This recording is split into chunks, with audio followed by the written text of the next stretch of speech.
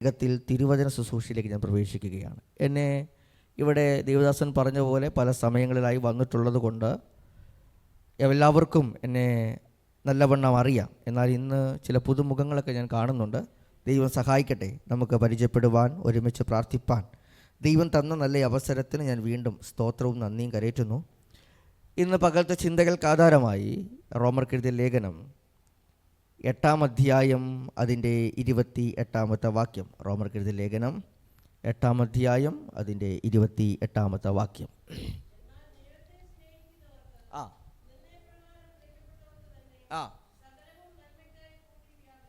സ്തോത്രം. വളരെ സുപരിചിതമായ ഹൃദ്യസ്ഥമായൊരു ഭാഗമാണ്. എന്നാൽ എനിക്ക് നിങ്ങൾക്ക് വിശദീകരിച്ച് തരണമെന്ന് എനിക്ക് താല്പര്യമുണ്ട്. എന്നാൽ സമയത്തിൻ്റെ ലഭ്യതക്കുറവുകൾ മൂലം ഞാൻ വാക്കുകൾ ചില ഭാഗങ്ങൾ മാത്രം ഒന്ന് തൊട്ടുപോകുവാൻ കർത്താവ് താല്പര്യപ്പെടുകയാണ്. അപ്പോസ്തലനായ പൗലോസ് റോമിലെ വിശുദ്ധന്മാർക്ക് എഴുതിയ ലേഖനമാണ് റോമാലേഖനം. ലേഖനങ്ങളിൽ വെച്ച് ഏറ്റവും ആധ്യാത്മിക ബോധം വരുത്തുന്ന, ആത്മീയ പക്വത വരുത്തുന്ന ഒരു ലേഖനമാണ് റോമർക്കെഴുതിയ ലേഖനം. ഈ ലേഖനത്തിന് ഒട്ടനവധി പ്രത്യേകതകളുണ്ട്. ഒന്ന്, വേദപുസ്തകത്തിൽ നിന്ന് 66 പുസ്തകങ്ങൾ അടങ്ങുന്ന വേദപുസ്തകത്തിൽ നിന്ന് 65 പുസ്തകങ്ങൾ മാറ്റി നിർത്തി റോമാലേഖനം മാത്രം ഒരു പഠിതാവിൻ്റെ കയ്യിൽ കൊടുത്താൽ, വേദപുസ്തകം പഠിക്കണമെന്ന് താല്പര്യമുള്ള, കർത്താവിനെ അറിയണമെന്ന് താല്പര്യമുള്ള ഒരു വ്യക്തിയുടെ കയ്യിൽ കൊടുത്താൽ ആ വ്യക്തി രക്ഷയറിയാൻ, സത്യമറിയാൻ, ഉപദേശങ്ങൾ അറിയാൻ റോമാലേഖനം ധാരാളമാണ്.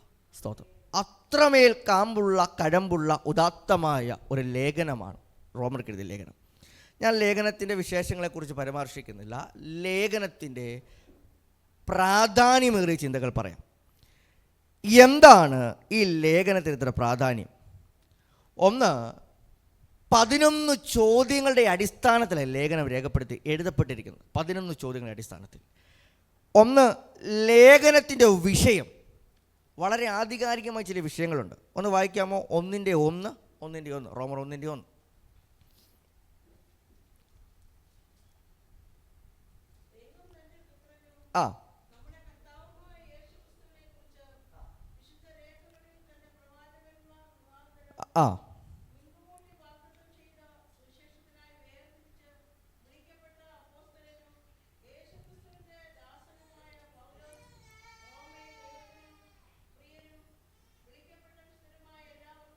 നോക്കിക്കേ, പൗലോസ് പറയുന്ന കാര്യം കേട്ടോ.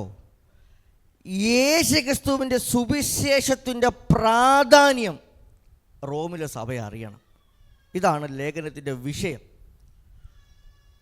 മറ്റൊന്ന് പറഞ്ഞാൽ, എന്താണ് സുവിശേഷം? സ്തോത്രം. നമുക്ക് എല്ലാവർക്കും സുവിശേഷം അറിയാം അല്ലേ? ഏതൊക്കെയാ? 4 സുവിശേഷങ്ങൾ വേദപുസ്തകത്തിലുണ്ട്. മത്തായി, മർക്കോസ്, ലൂക്കോസ്, യോഹന്നാൻ. ഈ 4 പുസ്തകങ്ങളാണെങ്കിലും സുവിശേഷം ഒന്നേ ഉള്ളൂ. സ്തോത്രം. പോട്ടെ, അതൊരു പഠന നിലയാണല്ലോ. പക്ഷേ പൗലോസ് റോമിലെ സഭയെ ബോധ്യപ്പെടുത്തുക, എന്താണ് സുവിശേഷം. അവരെ ഉദ്ബോധിപ്പിക്കുന്ന 6 കാര്യങ്ങളുണ്ട്. എന്താണ് സുവിശേഷം എന്നുള്ള വിഷയത്തെക്കുറിച്ച് 6 കാര്യങ്ങൾ ഞാൻ ഓടിച്ച് പറയാം. ഒന്ന്, പൗലോസ് പറയുന്നത് ദൈവത്തിൻ്റെ ഉറവിടമാണ് സുവിശേഷം. എന്തിനാ ദൈവത്തിൻ്റെ ഉറവിടം എന്ന് പറഞ്ഞത്? സ്തോത്രം. അതിനൊന്ന് ലഘൂകരിച്ച് പറയാമേ, ഇവിടെ ഇരിക്കുന്ന നിങ്ങൾക്കൊരു അനുഗ്രഹത്തിന് കാരണമാകാൻ. എന്തിനാ ദൈവത്തിൻ്റെ ഉറവിടം ഭൂമിയിലേക്ക് നൽകി തന്നത്?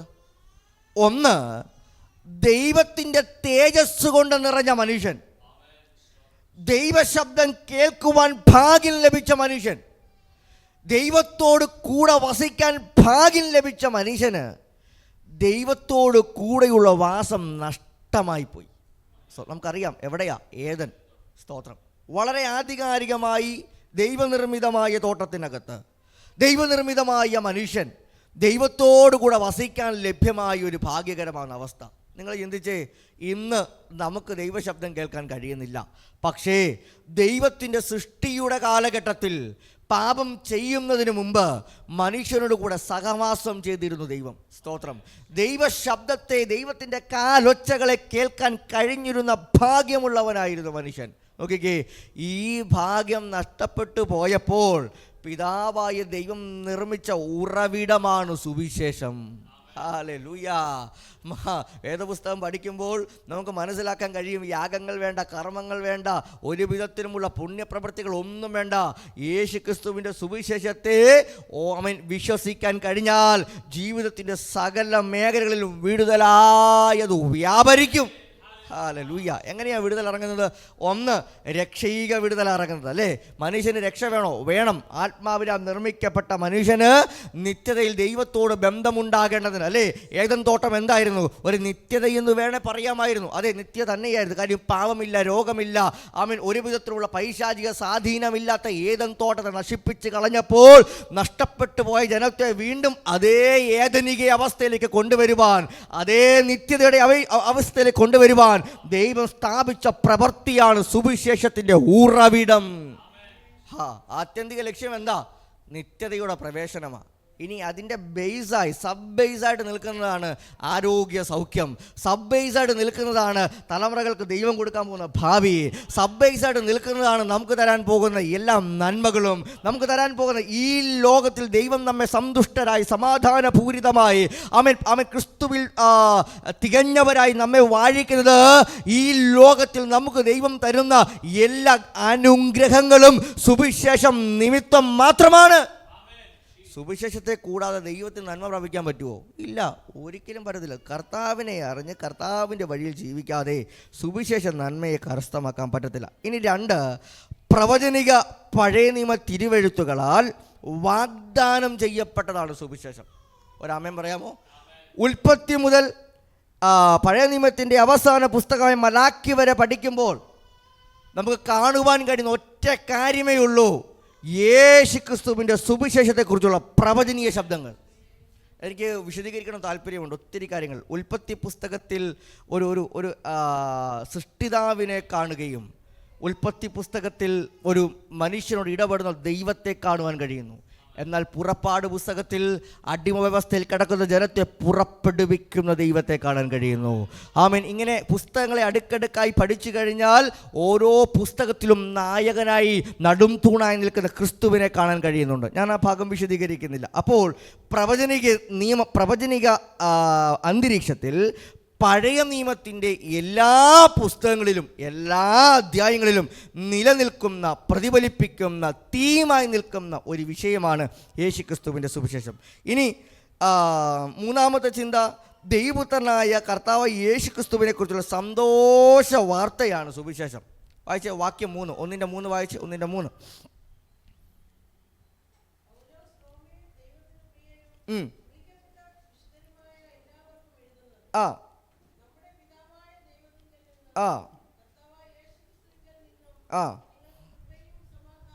കണ്ടോ, എവിടെ നിന്നാ കൃപയും സമാധാനം ഉണ്ടാകുന്നത്? കർത്താവായ യേശു ക്രിസ്തുവിൽ നിന്നും. ആമേൻ. നിങ്ങൾക്ക് കൃപയും സമാധാനവും ഉണ്ടാകും. കണ്ടോ, തിരുവെഴുത്ത് പഠിപ്പിക്കുന്ന, തിരുവെഴുത്ത് നൽകിത്തരുന്ന ആലോചന കണ്ടോ. അമ്മേ, സഭയോട്, ഇവിടെ ഇരിക്കുന്ന കുടുംബങ്ങളോട് ഞാൻ പറയട്ടെ, നിങ്ങളുടെ കുടുംബങ്ങൾക്കകത്ത് സമാധാനം നഷ്ടപ്പെടുത്തി കളയുന്ന അവസ്ഥകളുണ്ടെങ്കിൽ, അതിനകത്ത് സമാധാനത്തെ ഇല്ലാതാക്കി കളയുന്ന പൈശാചിക വൃന്ദങ്ങളുണ്ടെങ്കിൽ, അതിനകത്ത് പ്രശ്നങ്ങളെ ഉളവാക്കുന്ന വെല്ലുവിളികളുണ്ടെങ്കിൽ, ഇന്ന് പകൽ ആത്മനിയോഗത്തോടെ ഞാൻ വിളിച്ചു പറയട്ടെ, കർത്താവായ യേശു ക്രിസ്തുവിൽ നിന്ന് സമാധാനം കുടുംബങ്ങളിൽ വ്യാപരിക്കുമെന്ന് ഇന്ന് പകൽ ഉറപ്പോടെ ഞാൻ പ്രഖ്യാപിക്കുകയാണ്. പക്ഷേ എന്താ അതിന് ചെയ്യേണ്ടത്? ചേച്ചി, ഇന്ന് പകൽ വീട്ടിലേക്ക് പോകുമ്പോൾ കർത്താവിനെ രക്ഷിതാവായി സ്വീകരിച്ചതിൻ്റെ തേജസ്സിലും ധൈര്യത്തിലും വീട്ടിലേക്ക് ചെന്ന് കഴിഞ്ഞാൽ അതിനകത്ത് സമാധാനത്തെ കെടുത്തുന്ന ഈ അന്തരീക്ഷത്തെ മാറ്റിക്കളയുന്ന ദൈവശക്തി കുടുംബത്തിനകത്ത് ഇറങ്ങുമെന്ന് ദൈവത്തിൻ്റെ ആത്മാവ് ഇന്ന് പകൽ ആലോചനയായി കൈമാറുകയാണ്. അപ്പോൾ എത്ര പേർക്ക് ബോധ്യമുണ്ട്? നമ്മൾ രക്ഷിക്കപ്പെട്ടത്, നാം ക്രിസ്തുവിനെ അംഗീകരിച്ചു നിമിത്തം നിത്യത എന്ന രക്ഷ മാത്രമല്ല, നമ്മുടെ ജീവിതത്തിൻ്റെ സമസ്ത മേഖല ജീവിതങ്ങളിൽ നിന്ന് വെളിപ്പെടുന്ന എല്ലാ പ്രതികൂല സാഹചര്യങ്ങളെയും ജയിക്കുവാൻ, അതിനകത്ത് സമാധാനത്തോടെ വസിക്കുവാൻ ക്രിസ്തുവിൻ്റെ സുവിശേഷം നമുക്ക് ധൈര്യം നൽകുന്നുണ്ട്. ക്രിസ്തുവിൻ്റെ സുവിശേഷം നമുക്ക് ബലം നൽകുന്നുണ്ട്. സ്തോത്രം. അത് നമുക്ക് ദാനമായി നൽകുകയാ. എങ്ങനെയാ? പിതാവായ ദൈവം അരുളി ചെയ്ത് പുത്രൻ ഭൂമിയിലേക്ക് വന്നതിൻ്റെ പരിണിത ഫലം എന്തുവാ? കൃപയാലുള്ള സമാധാനം. ഹല്ലേലൂയ. എന്തെങ്കിലും കൊടുത്തിട്ടാണോ? ഇവിടെ മനുഷ്യന് സമാധാനം കിട്ടാൻ വേണ്ടി എന്തു പറയുക? ധനങ്ങൾ കൊണ്ട് വാരിയെറിയുക. ആമേൻ. പുണ്യപ്രവൃത്തികൾ ചെയ്യുക. എത്ര കർമ്മകാണ്ഡങ്ങളായി ചെയ്ത് എന്നിട്ടും സമാധാനമുണ്ടോ? ഇല്ല. ആമേൻ. ബാങ്കിൽ കിടക്കുന്ന പണം നിമിത്തം സമാധാനമില്ല. അപ്പോൾ ഇന്ന് പകൽ ഞാൻ ആത്മനിയോഗത്തോടെ വിളിച്ചു പറയട്ടെ, യേശു ക്രിസ്തുവിൻ്റെ ആമേൻ പദ്ധതി ദൈവജനത്തിന് സമാധാനം നൽകാനാണ്. അപ്പോൾ സുവിശേഷത്തിൻ്റെ പദ്ധതിയിലൊന്നാണ് ആമേൻ തന്നിൽ വിശ്വസിക്കുന്നവർക്ക് സമാധാനം നൽകി കൊടുക്കും. ഇനി നാലാമത്തെ ചിന്ത രക്ഷയ്ക്കുള്ള ദൈവത്തിൻ്റെ ശക്തിയാണ്. രക്ഷ എന്ന വിഷയത്തെ ആദ്യം തന്നെ ഞാൻ തൊട്ടു. രക്ഷ 3 വിധേനയാണ്. എങ്ങനെയാണ് 3 വിധേനെ? രക്ഷയ്ക്കൊരു ത്രികാല സ്വഭാവമുണ്ട്. ത്രികാല സ്വഭാവം. രക്ഷിക്കപ്പെട്ടുകൊണ്ടിരിക്കുന്നു, രക്ഷിക്കപ്പെടും. ഇതാ ത്രികാല സ്വഭാവം. സുറ്റീരിയോളജി പഠിക്കുന്നവർക്കറിയാം, രക്ഷാതത്വശാസ്ത്രം പഠിക്കുന്നവർക്കറിയാം ഇതിൻ്റെ പ്രത്യേകതകൾ എന്താണ്. ഞാൻ ഒറ്റ വാക്കിലൊന്ന് പറയാം. രക്ഷിക്കപ്പെട്ടു എന്ന് പറയുന്നത് എപ്പോഴാണോ കർത്താവിനെ രക്ഷിതാവായി സ്വീകരിച്ചത്, അംഗീകരിച്ചത്, അപ്പോൾ നിങ്ങളുടെ ആത്മാവ് രക്ഷിക്കപ്പെട്ടു. ഇനി അതിനകത്ത് മാറ്റമില്ല. അതിനകത്തൊരു മാറ്റവും സംഭവിക്കാൻ പോകുന്നില്ല. സ്തോത്രം. 2, രക്ഷിക്കപ്പെട്ടുകൊണ്ടിരിക്കുന്നു. ഈ ഉപവാസ പ്രാർത്ഥന എന്തിനാ? രക്ഷിക്കപ്പെട്ടുകൊണ്ടിരിക്കാനാ. നമ്മുടെ ജീവിതത്തിൽ വന്നുപോയ കുറവുകളും പോരായ്മകളും ദൈവസന്നിധിയിൽ നിലമ്പാട് വീണ് ഏറ്റുപറഞ്ഞ് കരയാൻ കഴിഞ്ഞാൽ നമ്മെ വീണ്ടും യഥാസ്ഥാനപ്പെടുത്തി, വീണ്ടും നമ്മെ ക്രമീകരിച്ച് അവൻ്റെ പുത്രൻ എന്ന പദവിക്കകത്ത്, മകളെന്ന പദവിക്കകത്ത് ഒരപ്പൻ മക്കളെ കൊണ്ടു നടക്കുന്ന പോലെ കൊണ്ടു നടക്കാൻ വിശ്വസ്തനായ ദൈവം ക്രമീകരിക്കുന്ന പദ്ധതിയാണ് രക്ഷിക്കപ്പെട്ടുകൊണ്ടിരിക്കുക എന്നുള്ളത്. സ്തോത്രം. അപ്പോൾ അതിൻ്റെ അർത്ഥം പാപം ചെയ്യാമെന്നാണോ? അല്ല. സ്തോത്രം. ഞാൻ വിശദീകരിക്കാം. വിഭാഗങ്ങൾക്ക് റോമാലേഖനത്തിൽ വരുന്നുണ്ട്. ഇനി 3ാമത്തെ വിഷയം, രക്ഷിക്കപ്പെടും. അതിനുവേണ്ടിയാണ് നമ്മൾ കാത്തിരിക്കുന്നത്, അല്ലേ? കർത്താവിൻ്റെ പ്രത്യക്ഷതയിൽ രക്ഷിക്കപ്പെട്ടവരെല്ലാം, രക്ഷിക്കപ്പെട്ടുകൊണ്ടിരിക്കുന്നവരെല്ലാം രക്ഷിക്കപ്പെടാൻ പോകുന്നൊരു ദിവസം. കർത്താവിൻ്റെ കൂടെ അങ്ങ് സമാഗമിക്കാൻ പോവുകയാണ്. കർത്താവിൻ്റെ കൂടെ എടുക്കപ്പെടാൻ പോവുകയാണ്. ഇതാണ് രക്ഷയുടെ ത്രികാല സ്വഭാവം. ഞാനൊന്ന് വിഷയം വന്നപ്പോൾ ഒന്ന് തൊട്ടു എന്ന് മാത്രമേ ഉള്ളൂ. നമുക്ക് വേദപുസ്തകത്തിലെ ചിന്തകളിലേക്ക് നമുക്ക് ഓടി വരാം. 1-ാം അധ്യായം നമ്മെ പഠിപ്പിക്കുന്ന കാര്യങ്ങളിൽ വളരെ ആധികാരികമായ 2 വിഷയങ്ങളാണ്. ലേഖനത്തിൻ്റെ വിഷയം, സുവിശേഷത്തിൻ്റെ പ്രസക്തി, പിന്നെ മനുഷ്യർക്ക് സുവിശേഷം ആവശ്യമായിരിക്കുന്നത് എന്തുകൊണ്ട്. ഈ 3 കാര്യങ്ങൾ 1-ാം അധ്യായം പരാമർശിക്കുന്നു. എന്തുകൊണ്ടാണ് എന്ന് ചോദിക്കുമ്പോൾ ഈ ലോകത്തിലേക്ക് നോക്കിയാൽ റോമാലേഖനം അതിൻ്റെ 18 മുതലുള്ള 1-18 മുതലുള്ള വാക്യങ്ങളിൽ പറഞ്ഞിരിക്കുന്ന വിഷയങ്ങൾ ഇന്നും ലോകത്തിൽ സംഭവിക്കുന്നു. ആണിനോട്, പെണ്ണിനോട്, അല്ലേ? മദ്യാസക്തി മൂലം, ലഹരിയുടെ ആസക്തി മൂലം ചെയ്തു കൂട്ടുന്ന പ്രവർത്തികൾ, ദുഷ്പ്രവർത്തികൾ, അല്ലേ? ദുഷ്കാമങ്ങൾ, അല്ലേ? ഇതെല്ലാം 1-18 മുതൽ 3-20 വരെ പൗലോസ് വ്യക്തമാക്കി. ഇത് ഏത് കാലഘട്ടത്തിലാണ്? AD 56 റോമിലെ സഭയ്ക്ക് ലേഖനം എഴുതുമ്പോൾ റോമിലെ സഭയിൽ അല്ലെങ്കിൽ റോമിലുണ്ടായിരുന്ന വിഷയങ്ങളെ ആസ്പദീകരിച്ച പ്രശ്നങ്ങൾ. അപ്പം നോക്കുകയെ, ഞാനിവിടെ പറഞ്ഞിട്ടുണ്ടെന്ന് തോന്നുന്നു, ചരിത്രങ്ങൾ എന്താണോ കാണിച്ചിരിക്കുന്നത് അതേ സംഭവങ്ങൾ ഈ വർത്തമാന കാലഘട്ടത്തിൽ സംഭവിച്ചുകൊണ്ടിരിക്കുന്നു. അപ്പോൾ ഒന്നും നൂതനമായ സംഭവങ്ങളല്ല, ഒന്നും പുതിയ വിഷയങ്ങളെ അല്ല, എല്ലാം പഴയ വിഷയങ്ങൾ ആവർത്തിക്കപ്പെട്ടുകൊണ്ടിരിക്കുക. പക്ഷെ നമ്മൾ തലമുറകൾ മാറി വരുന്നത് കൊണ്ട് തലമുറകൾക്കത് പുതുതായി തോന്നുന്നു. പക്ഷെ ചരിത്രം പഠിക്കുന്നയാൾക്ക് ഇത് പുതുതല്ല. ഇത് ചരിത്രങ്ങളുടെ താളുകൾ പരതുമ്പോൾ ഈ സംഭവങ്ങളെല്ലാം ഉള്ളത് തന്നെയായിരുന്നു. പക്ഷേ എന്താ വിഷയം? ഇത് ദൈവവചന പ്രകാരം ഒരാത്മീകന് നല്ലതല്ല, ഒരു സഭയ്ക്ക് നല്ലതല്ല, ഒരു ആത്മീക ജീവിതത്തിൻ്റെ വിജയത്തിന് ഇതൊന്നും നല്ലതല്ല. മദ്യപാനം നല്ലതാണെന്ന് പ്രോത്സാഹിപ്പിക്കാൻ പറ്റുമോ? ഇല്ല. വേദപുസ്തകം അതിനെ പ്രോത്സാഹിപ്പിക്കുന്നേ ഇല്ല.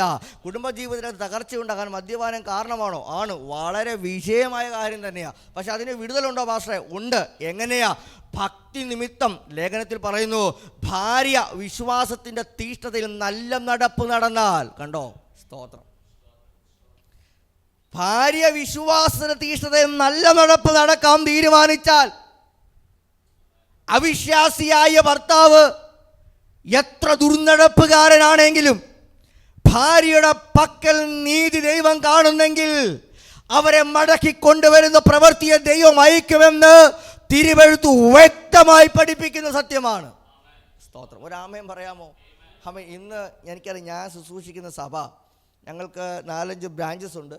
അതിൽ പല ബ്രാഞ്ച് സഭകളിലും ഒറ്റയ്ക്ക് വിശ്വാസത്തിൽ വന്നവരുടെ ദിവസന്മാർ കൂടുതലും. മിക്കവരും ഭർത്താക്കന്മാർ വിശ്വാസത്തിൽ വന്നിട്ടില്ല.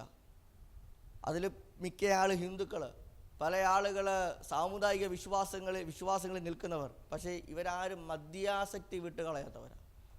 പക്ഷേ എനിക്ക് ഉറപ്പുണ്ട്, ഒരുവളുടെ നടപ്പ് ശരിയെങ്കിൽ, ഒരുവളുടെ വിശ്വാസം ശരിയെങ്കിൽ, അത് അനന്തരമായ ജീവിതമാണ് എത്ര പ്രതിസന്ധിക്കകത്തും കഷ്ടതയുടെ നടുവിലും കാഴ്ചവെക്കുന്നതെങ്കിൽ വിശ്വാസത്തിലേക്ക് കൊണ്ടുവരുവാൻ ദൈവം കൃപ ചെയ്യുമെന്നതാണ് സത്യം. അപ്പം അതിൻ്റെ അർത്ഥം എന്താ? കരയുന്നത് കൊണ്ട് ആ കണ്ണുനീര് വൃഥാവാകില്ല എന്നതാണ് സത്യം. അപ്പോൾ ഇന്ന് പകൽ ഒരു ദൂത് പറയാം. കുടുംബത്തെ ചൊല്ലി കരയുന്ന ആരെങ്കിലും എന്നെ ഇന്ന് പകൽ കേൾക്കുന്നുണ്ടെങ്കിൽ, തിരുവെഴുത്തിനെ ആധാരമാക്കി ഉറപ്പോടെ ഞാൻ വിളിച്ചു പറയാം, മാതാവേ, സഹോദരി, കണ്ണുനീർ ഒരു തുള്ളി പോലും വൃഥാവാകില്ല. കണ്ണുനീരിന് മറുപടി ലഭ്യമാകത്തില്ല എന്ന് സാഹചര്യങ്ങൾ നിന്റെ മുമ്പിൽ വരച്ചു കാട്ടുമ്പോൾ ആത്മനിയോഗത്തോടെ, തിരുവചന ജ്ഞാനത്തോടെ വിളിച്ചു പറയട്ടെ, ദുഷ്ടൻ അങ്ങനെയുള്ള പ്രതിസന്ധികൾ നിന്റെ മുമ്പിൽ കാണിച്ചാലും വേദപുസ്തകം പറയുന്നു, നിന്റെ വിശ്വാസത്തിന് നടപ്പ് നല്ലതാണെങ്കിൽ, വിശ്വാസത്തിന്റെ ചുവടുവെപ്പുകൾ മനോഹരമായതാണെങ്കിൽ, ദൈവത്തിന്റെ വചനം പറയുന്നു, നീതി കണക്കിടുന്നൊരു ദൈവമുണ്ട്, പ്രവൃത്തി കണക്കിടുന്നൊരു ദൈവമുണ്ട്. അത് നിമിത്തം നിന്റെ കുടുംബത്തിന്റെ മേൽ സമാധാനത്തെ അയക്കുവാൻ ദൈവത്തിന്റെ കരം ഇന്ന് പകൽ ഇറങ്ങി വരുമെന്നതിന് ഒരു സംശയവും ഇല്ല. ഓ ജീസസ്, കൃപ കൃപ കൃപ കൃപ കൃപ. ഇന്ന് പകൽ ഏറ്റെടുത്തോണം, ഇന്ന് പകൽ ഈ ദൂതിനെ ഏറ്റെടുത്തോണം. വീട്ടിലേക്ക് കയറി ചെല്ലുമ്പോൾ ഭാര്യയും ഭർത്താവും തമ്മിലുള്ള പ്രശ്നങ്ങൾ ഉണ്ടെങ്കിൽ അതിനെ ഇന്ന് പകൽ പരിഹരിച്ചാൽ നിന്റെ മുമ്പിൽ നീതീകരിക്കുന്ന ഒരു ദൈവമുണ്ട്. പ്രശ്നങ്ങൾക്ക് പരിഹാരം തരുന്ന ഒരു ദൈവമുണ്ട്. പ്രശ്നങ്ങളുടെ മേൽ ജയം തരുന്ന ഒരു ദൈവമുണ്ട്. കണ്ണുനീരിനെ ആദരിക്കുന്ന ഒരു ദൈവമുണ്ട്. കണ്ണുനീരിനെ വലിയ പ്രവൃത്തിയെ നൽകി തന്ന് കുടുംബത്തിനകത്ത് മാന്യത നൽകി തരുന്ന, സമാധാനത്തെ അരുൾ ചെയ്യുന്ന, ക്രിസ്തുവിന്റെ ആത്മസന്തോഷം കൊണ്ട്, രക്ഷയുടെ പ്രവൃത്തി കൊണ്ട് ദേശത്ത് ഉയർത്തുന്ന ഒരു ദൈവത്തിന്റെ മഹാശക്തി കുടുംബത്തിനകത്ത് വ്യാപരിക്കുന്നത് ചെയ്യും. പക്ഷെ വിഷയം നല്ല നടപ്പാ. വിഷയം നല്ല നടപ്പ് ഒരു പ്രശ്നം തന്നെയാണ്. എല്ലാവർക്കും കുറവുണ്ട്. പക്ഷേ ആത്മീയതയിലേക്ക് വന്നയാള് സ്വന്തം കുറവുകളെ മനസ്സിലാക്കി റിജക്റ്റ് ചെയ്യാൻ ശ്രമിക്കണം. ചിലർ ഭർത്താവ് പറയുന്നതിനൊപ്പം നിന്നങ്ങ് പറയും. അതൊരിക്കലും വിശ്വാസത്തിലേക്ക് കൊണ്ടുവരത്തില്ല. ഇത് തിരിച്ചുകൊണ്ട് കേട്ടോ. വാക്യം അതിൻ്റെ അടുത്ത ലൈൻ പറയുന്നത്, ഭാര്യ അവിശ്വാസിയായിരിക്കുക, ഭർത്താവ് വിശ്വാസിയാണെങ്കിൽ ഇതും പോസിബിളാണ്. അതും കൂടെ പറയാൻ പോകാൻ പറ്റത്തില്ലല്ലോ. ഭാര്യമാരുടെ വിശ്വാസ നിമിത്തം ഭർത്താക്കന്മാരെ കൊണ്ടുവരാൻ പറ്റുമെങ്കിൽ ഭർത്താക്കന്മാരുടെ വിശ്വാസ നിമിത്തം ഭാര്യമാരെയും കൊണ്ടുവരാൻ പറ്റും. സ്തോത്രം. അങ്ങനെ തന്നെയല്ലേ ലേഖനകർത്താവ് ആരെയും വിടുന്നില്ല, എല്ലാവരും അടുക്കടുക്കായി പറയുന്നത്. സ്തോത്രം. അപ്പോൾ നമ്മുടെ വിശ്വാസത്തിൻ്റെ യാത്രയിൽ വിജയമുണ്ടോ? തിരുവെഴുത്ത് പറയുന്നു, യെസ്. നിങ്ങളുടെ നടപ്പ് ദൈവസന്നിധിയിൽ ദൈവം കുനിഞ്ഞു നോക്കുമ്പോൾ റെഡിയാണെങ്കിൽ നീതിയോടെ വിഷയത്തെ ഇടപെടുന്നൊരു ദൈവമുണ്ട്. സൊദോമിനും ഗൊമോറയിലേക്കും ദൂതന്മാർ പോകുമ്പോൾ ഏബ്രഹാം നടുക്ക് കയറി നിന്നിട്ട് ദൈവത്തോട് പറഞ്ഞു, ആ പട്ടണത്തിൽ 50 നീതിമാന്മാരുണ്ടെങ്കിൽ നീതി ചെയ്യാതിരിക്കത്തില്ലയോ? ദൈവം നോക്കിയപ്പോൾ ആരെയും കണ്ടില്ല.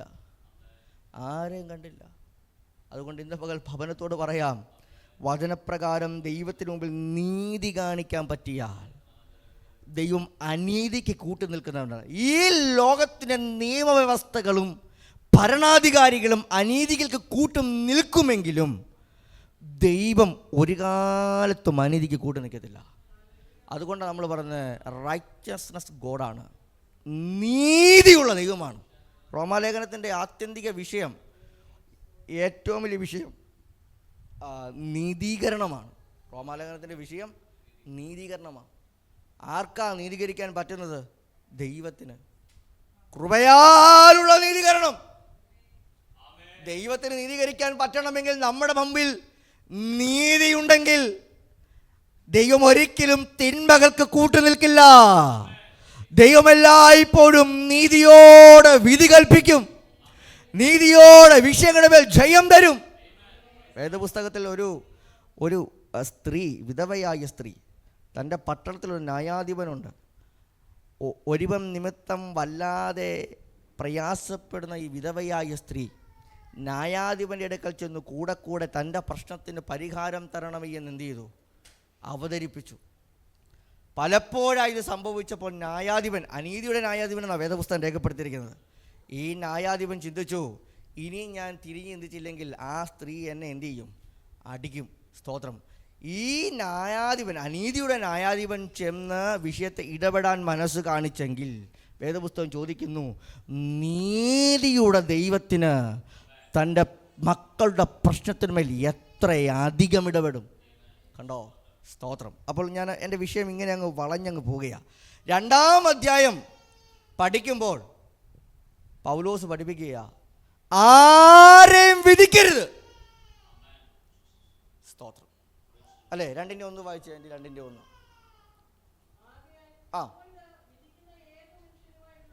വിധിക്കുന്ന ഏതു മനുഷ്യനുമായുള്ളവേ,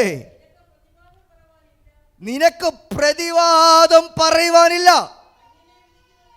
അന്യനെ വിധിക്കുന്നവൻ നിന്നെ തന്നെ കുറ്റം വിധിക്കുന്നു. ഓ, കണ്ടോ? എന്ത് എക്സ്പ്ലനേഷനാ പൗലോസ് പറയുന്നത്. ഈ 2-ാം അധ്യായം റോമിലെ ജ്യൂസിന് കൊടുക്കുന്നത് കേട്ടോ. ഞാൻ പറഞ്ഞല്ലോ, 1:18 മുതലുള്ള വാക്യങ്ങളിൽ പാപത്തിൻ്റെ കഠിനത, സുവിശേഷത്തിൻ്റെ ആവിഷ്കതയെ പൗലോസ് എഴുതി കൊടുക്കുമ്പോൾ റോമിലെ യഹൂദന്മാർ കരുതുന്നു, ഞങ്ങൾക്ക് പ്രമാണമുള്ളത് കൊണ്ട് ഞങ്ങൾ ആരാ? നീറ്റ. അപ്പോൾ ഇവരാരെ കളിയാക്കി? ജാതികളെ കളിയാക്കി, ജാതികളെ കുറ്റം വിധിച്ചു.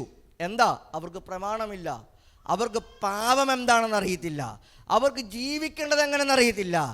യഹൂദന്മാർ വിധിക്കാൻ തുടങ്ങിയപ്പോൾ പൗലോസ് 2-ാം അധ്യായത്തിൽ എഴുതിയിരിക്കുകയാ, അന്യനെ വിധിക്കുന്നവനെ അറിഞ്ഞുകൊള്ളുക, അതേ വിധിയാൽ നിന്നെയും നീ അളക്കും. സ്തോത്രം. എന്നിട്ട് 3-ാം അധ്യായത്തിൽ പറയുകയാ, ഒരു മനുഷ്യനുമില്ല, സകല മനുഷ്യനും പാപം ചെയ്ത് എന്ത് ചെയ്തു? യഹൂദന്മാർ ഭയങ്കര ശ്രേഷ്ഠരെന്ന് പറഞ്ഞിരുന്നപ്പോൾ പൗലോസ് ഒറ്റ വാക്കിൽ എഴുതി കൊടുത്തു, ഒറ്റ മനുഷ്യൻ പോലുമില്ല പാപിയല്ലാത്തത്. എല്ലാ മനുഷ്യനും പാപം ചെയ്ത് ദൈവത്തെ നഷ്ടപ്പെടുത്തി കളഞ്ഞു. അയ്യോ, യഹൂദന്മാരെ ഉച്ചയ്ക്കിട്ട് അടിച്ചു കളഞ്ഞു. അവന്മാർ നീതിമാന്മാരെ, ന്യായപ്രമാണമുണ്ട്, നീതിമാന്മാരെന്ന് പറഞ്ഞിരിക്കും. പൗലോസ് 3:20-21 വാക്യങ്ങളിൽ ഒറ്റ എഴുത്ത്, ഒരുത്തൻ പോലുമില്ല, എല്ലാവരും പാപം ചെയ്ത് ദൈവ തേജസ് നഷ്ടപ്പെടുത്തി കളഞ്ഞു. ഈ ഉപവാസ പ്രാർത്ഥന ആത്മീക ദൂത് കൂടെ പറയാം. ദൈവജനമേ, ക്രിസ്തുവിനെ രക്ഷകനായി സ്വീകരിച്ചതിൻ്റെ അവസ്ഥയ്ക്കകത്ത് നാം വസിക്കുമ്പോൾ ദൈവത്തിൻ്റെ തേജസ് നമ്മോട് കൂടെയുണ്ട് കേട്ടോ. പഴയ നിയമത്തിൽ ഏദം തോട്ടത്തിൽ ക്രിസ്തു അവരുടെ കൂടെ വസിച്ച് തേജസ്സിനെ അവർക്ക് കൊടുത്തതുപോലെ പുതിയ നിയമത്തിൽ നാം ക്രിസ്തുവിൽ വസിക്കുന്നത് മൂലം ദൈവത്തിൻ്റെ തേജസ് നമ്മിൽ വസിക്കുന്നു. നാം നിൽക്കുന്ന ഇടത്തു ദൈവത്തിൻ്റെ തേജസ്സുണ്ട്, നാം പോകുന്നിടത്തു ദൈവത്തിൻ്റെ തേജസ്സുണ്ട്, നമ്മുടെ ഭവനത്തിനകത്ത് ദൈവത്തിൻ്റെ തേജസ്സുണ്ട്. നാം ആരാധനകൾക്ക് നാം കൂട്ടായ്മ കൂടുമ്പോൾ ദൈവത്തിൻ്റെ തേജസ് നമ്മിൽ നിന്ന് വെളിപ്പെടുന്നു. കാര്യം, ദൈവം നമ്മിൽ വസിക്കുന്നത് കൊണ്ട്, ദൈവത്തിൻ്റെ തേജസ് നമ്മിൽ വസിക്കുന്നത് കൊണ്ട് നാം പാപത്തെ വിട്ടു ജീവിച്ചേ മതിയാവുകയുള്ളൂ, പാപത്തെ ത്യജിച്ചേ മതിയാവുകയുള്ളൂ, പാപത്തോട് ചേർത്തു നിന്നേ മതിയാവുകയുള്ളൂ. അല്ല എങ്കിൽ നമ്മൾ തേജസ്സും നഷ്ടപ്പെട്ടു പോകും പ്രിയരേ. അപ്പോൾ നമ്മുടെ തേജസ് നമ്മിൽ വസിക്കണോ, ദൈവത്തിൻ്റെ തേജസ് നമ്മിൽ വസിക്കണോ വേണ്ടയോ എന്നുള്ളത് തീരുമാനിക്കേണ്ടത് നമ്മളാണ്. ആമേൻ. പാപം ചെയ്ത് ജീവിക്കുന്നവൻ്റെ മേൽ ദൈവത്തിൻ്റെ തേജസ് ഇല്ല. എന്നാൽ ദൈവവചനപ്രകാരം വിശുദ്ധിയോടെ ദൈവസഭയ്ക്കകത്ത് വസിക്കുന്നുവെങ്കിൽ നിന്റെ മേൽ ദൈവത്തിൻ്റെ തേജസ്സുണ്ട്. അതുകൊണ്ട് ഒരു ആത്മിക ദൂതും കൂടെ പറയാം. ഭവനത്തിനകത്തിരുന്ന് ഒറ്റയ്ക്കിരുന്ന് കരയുമ്പോൾ പ്രിയരെ, ഒറ്റയ്ക്കല്ല ഇരിക്കുന്നത്, നിന്റെ കൂടെ ദൈവം വസിക്കുന്നത് കൊണ്ട്, തേജസ് ഉള്ളത് കൊണ്ട്. പ്രാർത്ഥനാ മുറിക്കകത്ത് നീ ഏകയല്ല, ദൈവത്തിൻ്റെ ദൂതന്മാരും തേജസ്സും ദൈവവും നിന്റെ കൂടെ മുറിക്കകത്ത് ഇറങ്ങി നിൽക്കുന്നത് കൊണ്ട് നിന്റെ പ്രാർത്ഥനകളുടെ മുമ്പിൽ ദൈവപ്രവൃത്തിയുണ്ട് കേട്ടോ. വൈരികളായ ദുഷ്ടശക്തികൾ നിന്റെ ഭവനത്തിനെതിരെ എണീറ്റ് വരുമ്പോൾ, നിനക്കെതിരെ വെല്ലുവിളിക്കുമ്പോൾ, നിനക്കെതിരെ അവന്റെ തന്ത്രങ്ങളെ പ്രയോഗിക്കുമ്പോൾ, അയ്യോ പ്രിയ മാതാവേ, നിങ്ങൾ ഒറ്റയ്ക്കല്ല, നിങ്ങൾ ഒറ്റയ്ക്കല്ല. ദൈവത്തിന്റെ ആത്മാവും തേജസ്സും നിങ്ങളുടെ കൂടെ ആ മുറിക്കകത്ത് ഉണ്ട്. ഹല്ലേലൂയ. ഇങ്ങനെ വിഷയങ്ങളെ കൈകാര്യം ചെയ്യുക. ഞാൻ എൻ്റെ എടുത്ത കുറിവാക്യത്തിലേക്ക് വന്നില്ലേ, എനിക്കൊരു സമയം തന്നിട്ടുള്ളത് കൊണ്ടാണ് ഞാൻ ധൈര്യമായിട്ട് ഇതൊക്കെ അങ്ങോട്ട് പറഞ്ഞു പോകുന്നത്. ഇത് പറയാതെ സഭയെ ഉറപ്പിക്കാൻ പറ്റുമോ? പറ്റത്തില്ല. ഒരു വ്യക്തിയെ, ഇത് റോമിലെ വിശ്വാസികളെ ഉറപ്പിക്കാൻ എഴുതുകയാണെങ്കിൽ ഇത് നമുക്കും കൂടെ ഉള്ള സാധനമാണ്. സ്തോത്രം. പോട്ടെ. ഇനി സുവിശേഷം പഴയ നിയമ തിരുവെഴുത്തുകളുമായി യോജിക്കുന്നുണ്ടോ? യഹൂദന്മാർ അടുത്ത ചോദ്യമാണ്. ഞാൻ പറഞ്ഞല്ലോ, 11 ചോദ്യങ്ങളുടെ അടിസ്ഥാനത്തിലാണ് റോമാലേഖനം എഴുതപ്പെട്ടിരിക്കുന്നത്. അടുത്ത ചോദ്യമാണ്, ഇത്രയും വിഷയങ്ങളൊക്കെ യഹൂദന്മാർ പറയുന്നു, അല്ലെങ്കിൽ ചോദ്യകർത്താവ് പറഞ്ഞു, ഞങ്ങൾ അംഗീകരിക്കുന്നു. ഇതെല്ലാം പൗലോസേ താങ്കൾ തെളിയിച്ചു തന്നു. അടുത്ത ചോദ്യം, പഴയ നിയമ വസ്തുതകളുമായി, ചരിത്രങ്ങളുമായി സുവിശേഷത്തെ എങ്ങനെ കണക്ട് ചെയ്യാൻ പറ്റും? കുറച്ചുകൂടെ ഇറങ്ങി പറഞ്ഞാൽ, പൗലോസേ താങ്കൾ പറയുന്നു വിശ്വാസത്താലുള്ള നീതീകരണം, അല്ലേ? ഇതല്ലേ പൗലോസ് പഠിപ്പിക്കുന്നത്? അടുത്ത ചോദ്യം ചോദിക്കുക, പഴയ നിയമ ഉദ്ധരണികളിൽ വിശ്വാസത്താലുള്ള നീതീകരണത്തെ കാണിക്കാമോ? അവിടെയാ പൗലോസ് 4-ാം അധ്യായത്തിൽ ഒരുവനെ അങ്ങ് തൊട്ടു. യുവമാർ അഹങ്കരിക്കുന്ന ഒരു പിതാവുണ്ട്. ആരാ? എബ്രഹാം.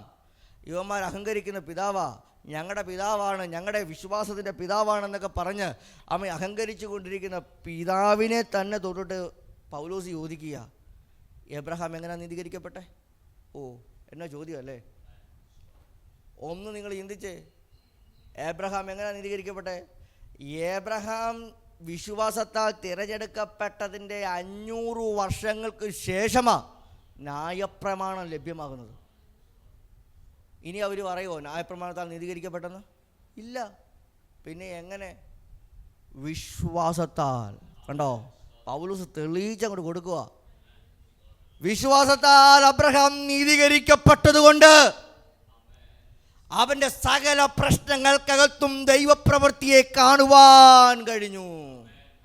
ഓ, അത് ഭയങ്കര പ്രസംഗ വിഷയമാണ്. ആ 4-ാം അധ്യായം ഉണ്ടല്ലോ, ഇന്ന് പകല് ഞാൻ നിന്നാൽ എൻ്റെ വാക്യം തന്നെ ഞാൻ മാറ്റി നിർത്തും. എബ്രഹാമിനെ എടുത്തങ്ങോട്ട് എഴുതി വന്നിട്ട് ലാസ്റ്റ് അങ്ങോട്ട് തീരാറാകുമ്പം ഒരു 6-7 കാര്യങ്ങൾ അടുക്കടുക്കായി പൗലോസ് അങ്ങോട്ട് എഴുതുക. തൻ്റെ ജീവിതത്തിൻ്റെ പരാജയത്തെ മനസ്സിലാക്കിയ മനുഷ്യൻ, നീതീകരിക്കപ്പെട്ട മനുഷ്യൻ, അവൻ ദൈവത്തിൽ ആഴത്തിൽ വിശ്വസിച്ചു. ഒന്ന് വായിച്ചേ 4:18 മുതലുള്ള വാക്യങ്ങൾ.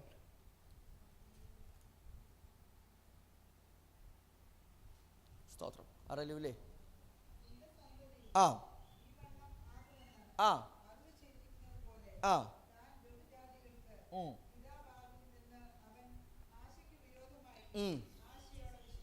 നോക്കിക്കേ, ഒന്നാമത്തെ ചിന്ത, ആശയ്ക്കു വിരോധമായി ആശയോടെ വിശ്വസിച്ചു.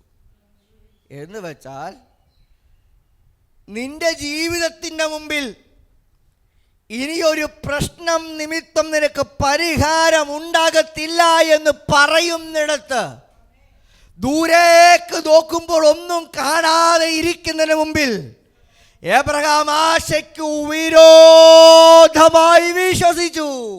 കണ്ടോ, വിശ്വാസത്താൽ നീതീകരിക്കപ്പെട്ട പ്രിയരെ, നിങ്ങളുടെ ഭവനത്തിനകത്ത് ഇപ്പോൾ ശൂന്യമായിരിക്കാം, ജീവിതം ഇപ്പോൾ ശൂന്യമായിരിക്കാം, ഒന്നും നേടിയെടുക്കാൻ പറ്റാത്ത സാഹചര്യത്തിലായിരിക്കാം ഇപ്പോൾ.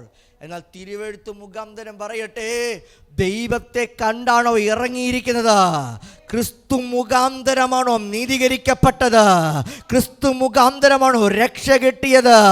അങ്ങനെങ്കിൽ തിരുവെഴുത്തിനെ അടിസ്ഥാനമാക്കി പറയാം, അമ്മാവേ, ഒന്നും ശൂന്യതകൾ നിങ്ങളുടെ മുമ്പിൽ എത്രത്തോളം വലുതാണെങ്കിലും ദൈവത്തെ നോക്കി ഇറങ്ങിയ നിന്റെ ശൂന്യതകളെ പരിഹരിക്കാൻ, നിന്റെ ഇല്ലായ്മകളെ പരിഹരിക്കാൻ ദൈവം വിശ്വസ്തൻ തന്നെ.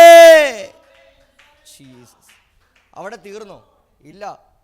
എബ്രഹാമിനെ കുറിച്ച് എനിക്ക് ഇഷ്ടമാണ്, അറിയാമോ? എബ്രഹാം വസ്തുതകളെ പഠിക്കുമായിരുന്നു.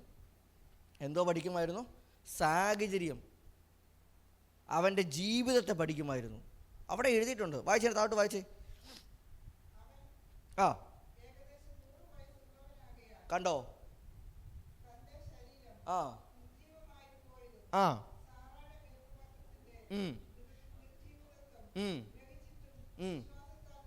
കണ്ടോ? ഇതാണ് വിശ്വാസം. പ്രശ്നത്തെ പഠിക്കണം ആദ്യം. എബ്രഹാം പ്രശ്നത്തെ പഠിച്ചു.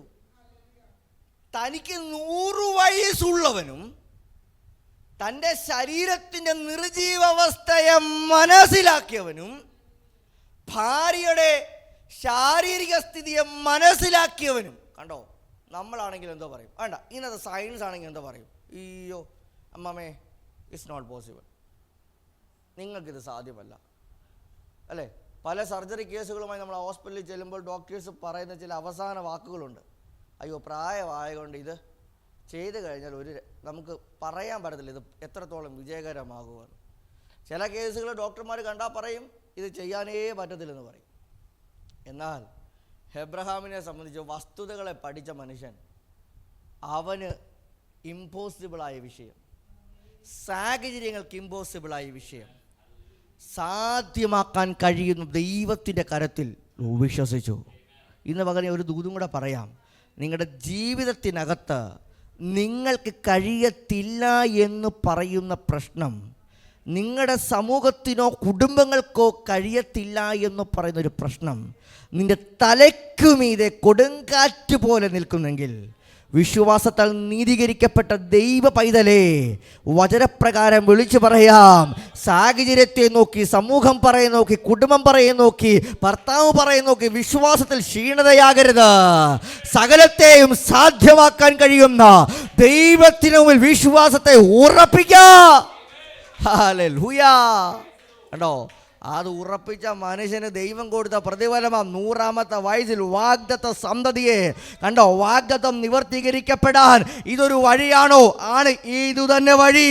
വാഗ്ദത്തം പറഞ്ഞത് ദൈവമാണെങ്കിൽ, നിന്റെ കുടുംബത്തെ ആദരിക്കുമെന്ന് ദൈവം പറഞ്ഞിട്ടുണ്ടെങ്കിൽ, തലമുറകളെ ആദരിക്കുമെന്ന് ദൈവം പറഞ്ഞിട്ടുണ്ടെങ്കിൽ, നിന്റെ കുടുംബത്തെ ദേശത്തും മാനിക്കുമെന്ന് ദൈവം പറഞ്ഞിട്ടുണ്ടെങ്കിൽ, നിനക്കുയരാൻ പറ്റാത്ത സാഹചര്യത്തിനകത്ത് നിന്റെ പിശാച് പിടിച്ചിട്ടിരിക്കുകയാണെങ്കിൽ, ഇന്ന് മകൻ ആത്മനിയോഗത്തോടെ വിളിച്ചു പറയട്ടെ, പ്രിയരെ, നീതീകരിക്കപ്പെട്ട വിശ്വാസത്താൽ തിരഞ്ഞെടുക്കപ്പെട്ടവരെ, തിരുവചനം പറയുന്നു, ദൈവത്തിൽ വിശ്വസിക്കുന്നവര് ദൈവം സകലതും സാധ്യമാക്കി കൊടുക്കും. അവിടെ ഒത്തിരി കാര്യങ്ങളുണ്ട്, ഞാൻ ആ ഭാഗം പറയുന്നില്ല.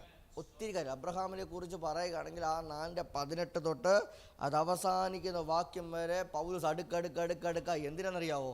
റോമിലെ യഹൂദന്മാർക്ക് ബോധ്യമാകാൻ വേണ്ടി. സ്തോത്രം. ഇനി 5-ാം അധ്യായം എന്തോ വിഷയം? നീതീകരിക്കപ്പെട്ടവന് കിട്ടേണ്ട സമാധാനം, നീതീകരിക്കപ്പെട്ടവന് കിട്ടാൻ പോകുന്ന പ്രയോജനങ്ങൾ. സ്തോത്രം. വിശ്വാസിയുടെ ജീവിതത്തിൽ നീതീകരിക്കപ്പെട്ടവന് കിട്ടാൻ പോകുന്ന പ്രയോജനങ്ങൾ. ഒത്തിരി കാര്യങ്ങൾ. 5-1 മുതൽ 21 വരെയുള്ള വാക്യങ്ങളിൽ ആധികാരികമായി പൗലോസ് ഒരുപാട് കാര്യങ്ങൾ പറയുന്നുണ്ട്. അതിനകത്ത് ഈടുറ്റതായ ഒരു വിഷയമുണ്ട് കേട്ടോ. ഈടുറ്റതായ വിഷയം എന്താണെന്നറിയാവോ? നമുക്ക് സഹിക്കാൻ പറ്റുന്നൊരു വിഷയമാണ്. ഒന്ന് വായിച്ചേ. 5:4.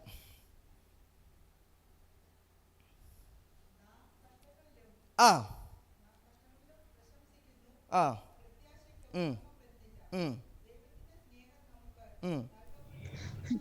എനിക്ക് നല്ല തലവേദന ഉണ്ട്. ആ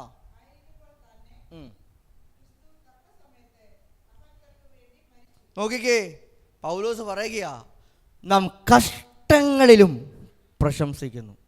സ്തോത്രം. നീതീകരിക്കപ്പെട്ടവരോട്, രക്ഷ അനുഭവിച്ചവരോട് പൗലോസ് പറയുകയാ, കഷ്ടങ്ങളിലും പ്രശംസിച്ചോണം. എന്താ അതിൻ്റെ പ്രയോറിറ്റി? വളരെ പ്രയോറിറ്റി ഉണ്ട്. കഷ്ടതയെക്കുറിച്ച് അതിന് പഠിച്ചേ പറ്റത്തുള്ളൂ. ത്രിവിധ കഷ്ടതകളാണ് ദൈവമക്കൾക്കുള്ളത്. 3 വിധ കഷ്ടതകൾ. 1, പൈശാചികനാലുള്ള കഷ്ടത. സ്തോത്രം. 2, ദൈവത്താലുള്ള പരീക്ഷ.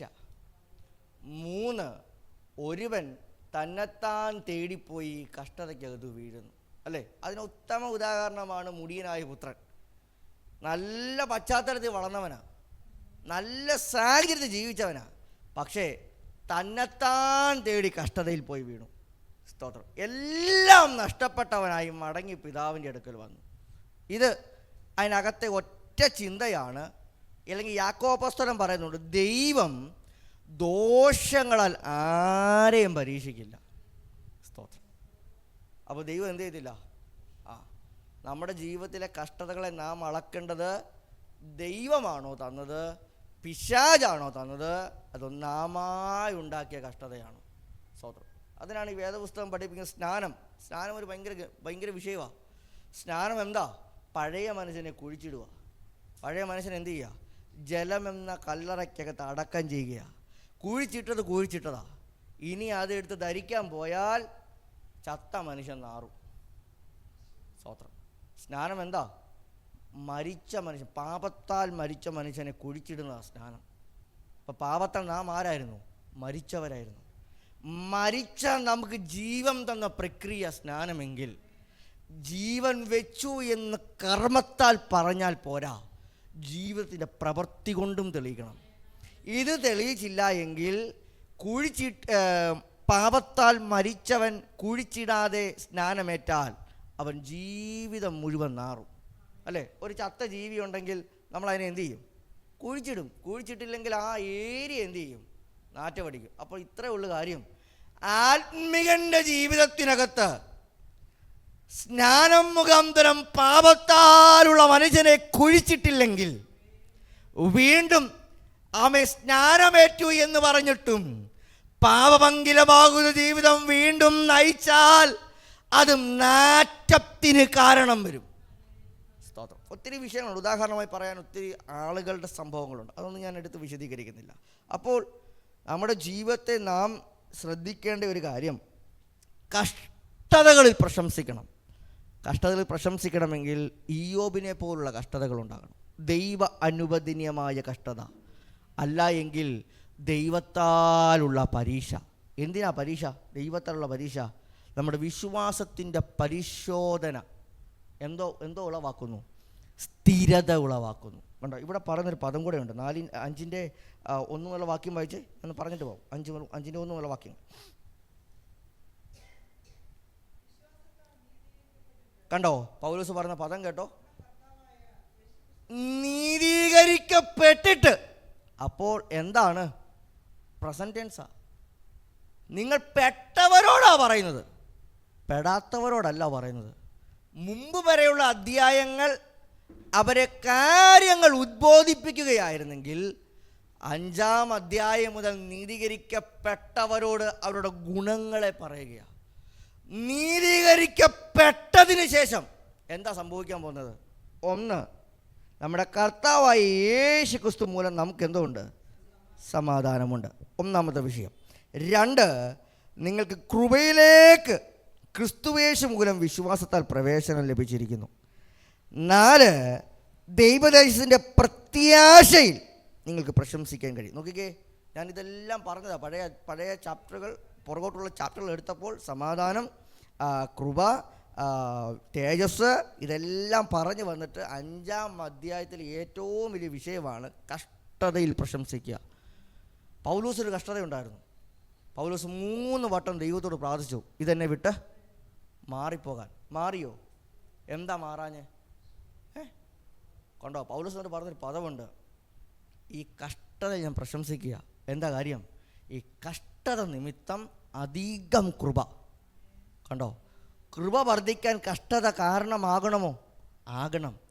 കഷ്ടതയ്ക്കകത്തും മാത്രമേ ഒരു ദൈവവൈതൽ നിലവിളിക്കാൻ പറ്റൂ. അല്ല നമ്മളാരും നിലവിളിക്കുമോ? ഇപ്പം ഞാൻ പറയാം, ചേച്ചി സാമ്പത്തിക ബുദ്ധിമുട്ടുണ്ടെന്നിരിക്കട്ടെ, ഉണ്ട്, എനിക്കറിയാം. അതിനകത്ത് ചേച്ചി ഉറപ്പായും കർത്താവിൻ്റെ സന്നിധി എന്ത് ചെയ്യും? പ്രാർത്ഥിക്കും. എന്തിനായിരിക്കും? എൻ്റെ കുടുംബത്തിനുണ്ടായിരിക്കുന്ന വരുമാന സ്രോതസ് ഏതാണോ അതിനെ എന്ത് ചെയ്യണം? ഡെവലപ്പ് ചെയ്യണം, അതിനെ വർദ്ധിപ്പിക്കണം. ഇതിനു വേണ്ടി എന്ത് ചെയ്യും? പ്രാർത്ഥിക്കും. ഉറപ്പായിട്ടും പ്രാർത്ഥിക്കും അല്ലേ? ഇത് വർദ്ധിക്കാതിരിക്കുന്നിടത്തോളം കാലം ചേച്ചി എന്ത് ചെയ്യും? കരഞ്ഞുകൊണ്ടേയിരിക്കും. ആരോടാ കരയുന്നത്? അപ്പോൾ ഈ ബന്ധം ആവശ്യമാണെങ്കിലും ഈ ബന്ധം ഗ്രോത്ത് ആവുക, ബന്ധം വളർന്നുകൊണ്ടിരിക്കുക.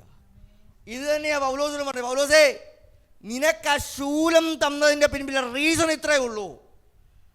നിന്റെ മേൽ പകർന്നിരിക്കുന്ന ശുശ്രൂഷയുടെ അവഗാഹ ജ്ഞാനം കൊണ്ട് നീ നിഗളിച്ചു പോകാതെ ഇരിക്കേണ്ടതിന് എൻ്റെ കൃപ നിന്റെ മേലിരിക്കട്ടെ. ഇന്ന് പകൽ ഒരു ആശ്വാസം കൂടെ കിട്ടിയില്ലേ? പല പ്രാർത്ഥനാ വിഷയങ്ങൾക്കും ഉത്തരം കിട്ടാതിരിക്കുമ്പോൾ, അതിന് താമസം സംഭവിക്കുമ്പോൾ അയ്യോ പ്രയാസപ്പെടുകയൊന്നും വേണ്ട. എന്തിനാ താമസം സംഭവിക്കുകയും ചോദിച്ചാൽ ഒറ്റ വാക്കിൽ ഉത്തരം പറയാം: ദൈവത്തിൻ്റെ കൃപയെ അധികമായി ഭവനത്തിൽ അനുഭവിക്കാനാ, ദൈവത്തിൻ്റെ കൃപയെ ഭവനത്തിനകത്ത് അധികമായി വെളിപ്പെടുത്താനാ. നിങ്ങൾ പ്രാർത്ഥിച്ചും കരഞ്ഞും നിലവിളിച്ചും ഇരിക്കുന്ന നാളുകളിൽ വെളിപ്പെടുന്ന ദൈവകൃപ നിമിത്തം ഒട്ടനവധി മാറ്റങ്ങൾ സംഭവിക്കുമെന്നതാണ് തിരുവെഴുത്തു പ്രകാരം ഇന്ന് പകൽ എനിക്ക് പറയുവാനുള്ള ആത്മിക ദൂത്. നമുക്കിനിയും നാം എടുത്ത വാക്യത്തിലേക്ക് പ്രവേശിക്കാം. 8:28 വാക്യമാണ് നാം വായിച്ചത്. എന്താണ് നാം വായിച്ചത്? എന്നാൽ ദൈവത്തെ സ്നേഹിക്കുന്നവർക്ക്, നിർണയപ്രകാരം വിളിക്കപ്പെട്ടവർക്ക് തന്നെ സകലവും നന്മയ്ക്കായി കൂടി വ്യാപരിക്കുന്നു. ആ വാക്യത്തെ ശ്രദ്ധിച്ചോണേ. സകലവും നന്മയ്ക്കായി എന്ത് ചെയ്യുന്നു? കൂടി. ആർക്കാ? ദൈവത്തെ സ്നേഹിക്കുന്നവർക്ക്. അങ്ങനെ പറയും. എന്നാൽ കണ്ടോ, അപ്പോൾ എന്നാൽ എന്ന പദത്തിന് അർത്ഥമുണ്ട്. 8-ാം അധ്യായം 1 മുതലുള്ള വാക്യങ്ങൾ പഠിച്ചു വരാമെങ്കിൽ 8-ാം അധ്യായത്തിൻ്റെ പ്രത്യേകത മനസ്സിലാക്കും. എന്തായിരിക്കും ഒന്നാമത്തെ പ്രത്യേകത? 8-ാം അധ്യായത്തിൽ പൗലോസ് പറയുന്നു, അതുകൊണ്ട് ഇപ്പോൾ ക്രിസ്തുയേശുവിലുള്ളവർക്ക് ഒരു ശിക്ഷാവിധിയും ഇല്ല. ഈ വാക്യം മലയാള ട്രാൻസ്ലേഷൻ ആയതുകൊണ്ട് ചെറിയൊരു മിസ്റ്റേക്ക് ഉണ്ട്.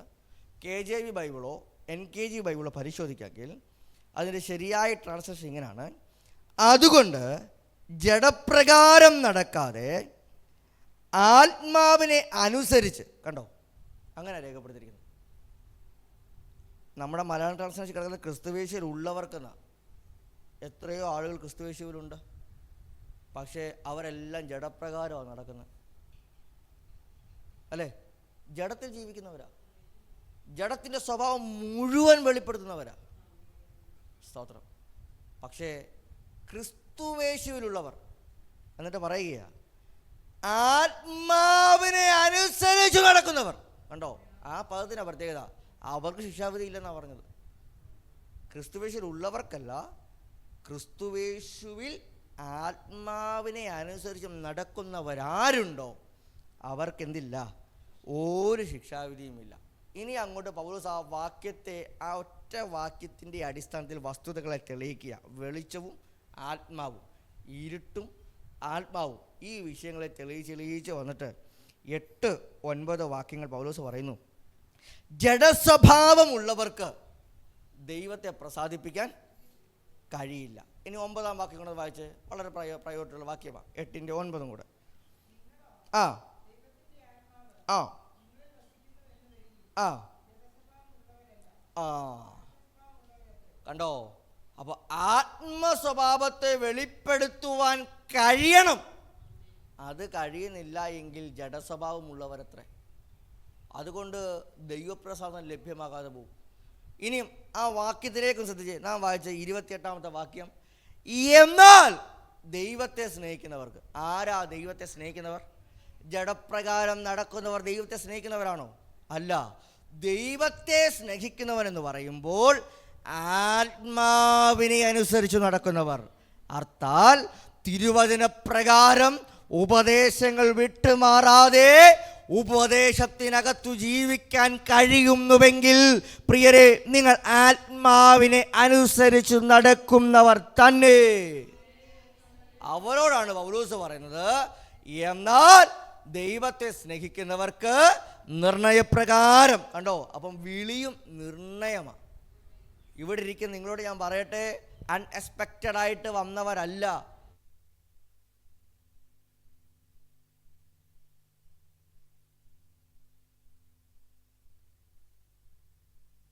നിർണയത്തിനകത്തുള്ളവരാണ് നാം. ആ മുൻ നിർണയമാ എന്നുള്ള സത്യത്തെ നാം ഈ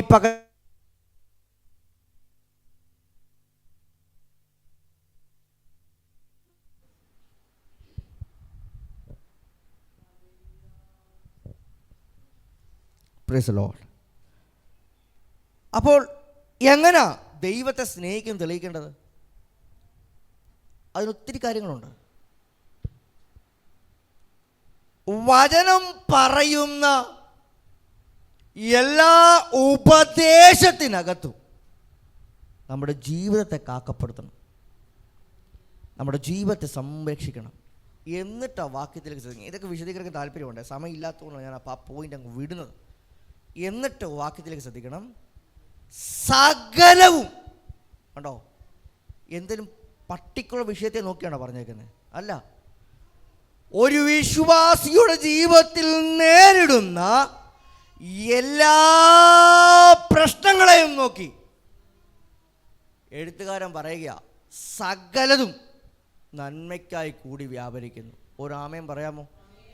നമ്മുടെ ജീവിതത്തിൽ നേരിടുന്ന ഞെരുക്കമാകട്ടെ, കഷ്ടതയാകട്ടെ, പട്ടിണിയാകട്ടെ, രോഗമാകട്ടെ, ശത്രുവിൻ്റെ വെല്ലുവിളികളാകട്ടെ, ഏതു സാഹചര്യവും തിരുവചന പ്രകാരം അകത്തു ജീവിക്കുന്ന ദൈവവൈതലേ, അതെല്ലാം നന്മയ്ക്കായി കൂടി വ്യാപരിക്കുന്നു. നിങ്ങൾ ഇയ്യോബിനോട് ചോദിച്ചാൽ മതി. ഇയ്യോബ് പറയും, ഇയ്യോബേ നന്മയ്ക്കായിട്ടാണോ സംഭവിച്ചത്? ഇയ്യോബ് പറയും, അതെ. ഇയ്യോബിന് ആദ്യം അറിയത്തില്ലായിരുന്നു, പക്ഷെ ഇയ്യോബിന് മനസ്സിലായി ഇതെന്താ നന്മയ്ക്കായി സംഭവിക്കുന്ന വസ്തുതയാ. ജീവിതത്തിന് മുമ്പിൽ പ്രാർത്ഥിക്കുന്ന മാതാവ്, കരയുന്ന മാതാവ്, ദൈവസന്നിധിയിൽ ഉപവസിക്കുന്ന മാതാവ്. പ്രിയരെ, കുടുംബത്തിനകത്ത് കഷ്ടത നേരിടുമ്പോൾ, കുടുംബത്തിനകത്ത് വെല്ലുവിളികൾ നേരിടുമ്പോൾ പ്രയാസപ്പെടേണ്ട കേട്ടോ, നിരാശപ്പെടേണ്ട കേട്ടോ. എല്ലാം നന്മയ്ക്കായി ചെയ്യാൻ പോവുകയാ.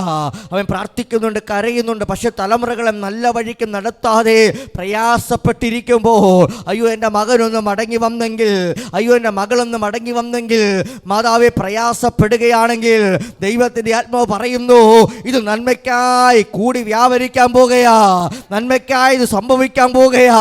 എന്താ കാര്യം? എന്താ കാര്യം? നമ്മ തിരുവചന പ്രകാരം ആത്മാവിനെ അനുസരിച്ച് വിശ്വാസ ജീവിതം നയിക്കുന്നത് കൊണ്ട് തിരുവചന പ്രകാരം പറയട്ടെ, ദുഷ്ടൻ അപഹരിച്ചു കൊണ്ടുപോയതൊന്നും ആ വഴിക്കും നഷ്ടപ്പെട്ടു പോകില്ല. ദുഷ്ടൻ കവർ ചെയ്തു കൊണ്ടുപോയതൊന്നും ആ വഴിക്ക് അവൻ നാനാവിധമായി പോകില്ല. ദൈവത്തിന്റെ പദ്ധതി വിളിച്ചു പറയുന്നു, അത് നന്മയ്ക്കായി കൂട്ടി വരുത്തും. ജീസസ്, നമുക്ക് തെളിയിക്കാമല്ലോ. ഒന്ന്, മോശ ദൈവശബ്ദം കേട്ടവനായി ഫറവോന്റെ അടുക്കൽ ചെന്ന് പറഞ്ഞു, ഈ ജനത്തെ എന്ത് ചെയ്യണം? ആരാധിപ്പാൻ വിട്ടയക്കണം. ഇത് പറഞ്ഞതിന് അനന്തരം ഫറവോൻ ഒരു പദ്ധതി ചെയ്തു. ജനത്തിൻ്റെ മേൽ ഊഴിയ വേല വിചാരകന്മാർ നിമിത്തമുള്ള വേല കഠിനമാക്കി. കണ്ടോ? സ്തോത്രം. അപ്പോൾ ഇസ്രായേൽ ജനം മോശയെ അഭിമുഖമായി കണ്ടു. ഇസ്രായേലിനെ ചോദിക്കുക, നീ ഞങ്ങളോട് ഈ ദോഷം ചെയ്തത് എന്തിന്? വായിച്ചിട്ടില്ലെന്ന് തോന്നുന്നു. ഒന്ന് ശ്രദ്ധിക്കാമല്ലോ. അഞ്ചാം അധ്യായം പുറപ്പാട് പുസ്തകം 5-ാം അധ്യായം അതിൻ്റെ 22-ാമത്തെ വാക്യം വായിച്ച്. പുറപ്പാട് പുസ്തകം 5:22.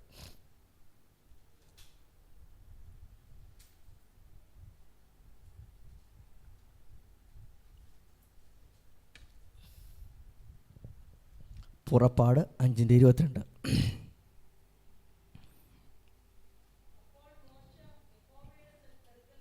ആ, നോക്കിക്കേ, ജനം മോശയോട് ചോദിച്ചതിന് അനന്തരം മോശ ദൈവത്തോട് ചോദിക്കുക. അപ്പോൾ മോശ യഹോവയോട്, ഈ ജനത്തിന് നീ ദോഷം വരുത്തിയത് എന്തിന്? ഞാൻ ചോദിക്കട്ടെ, ദൈവം ദോഷമാണോ വരുത്താൻ പോയത്? അല്ല. മോശയോട് എന്താ ദൈവം പറഞ്ഞത്? അവരുടെ നിലവിളി ഞാൻ കേട്ടു, അവരുടെ കഷ്ടത ഞാൻ കണ്ടു, ആ ജനത്തെ വിടുവിക്കാൻ ഞാൻ നിന്നെ അയക്കുന്നു. ദൈവത്തിൻ്റെ പദ്ധതി അതായിരുന്നു. പക്ഷേ എന്താ സംഭവിച്ചത്? വിഷയം കഠിനമായി, അല്ലേ? ഇതെന്തിനാ? എന്താ ഇത് കാണിക്കുന്നത്? ദൈവത്തിൻ്റെ പ്രവൃത്തിയെ വെളിപ്പെടുത്താൻ ചില പ്രശ്നങ്ങൾ കഠിനമായി തന്നെ തോന്നും, അല്ലേ? അതിൻ്റെ 6-ാം അധ്യായം 1-ാം വാക്യം വായിച്ചേ, 6:1.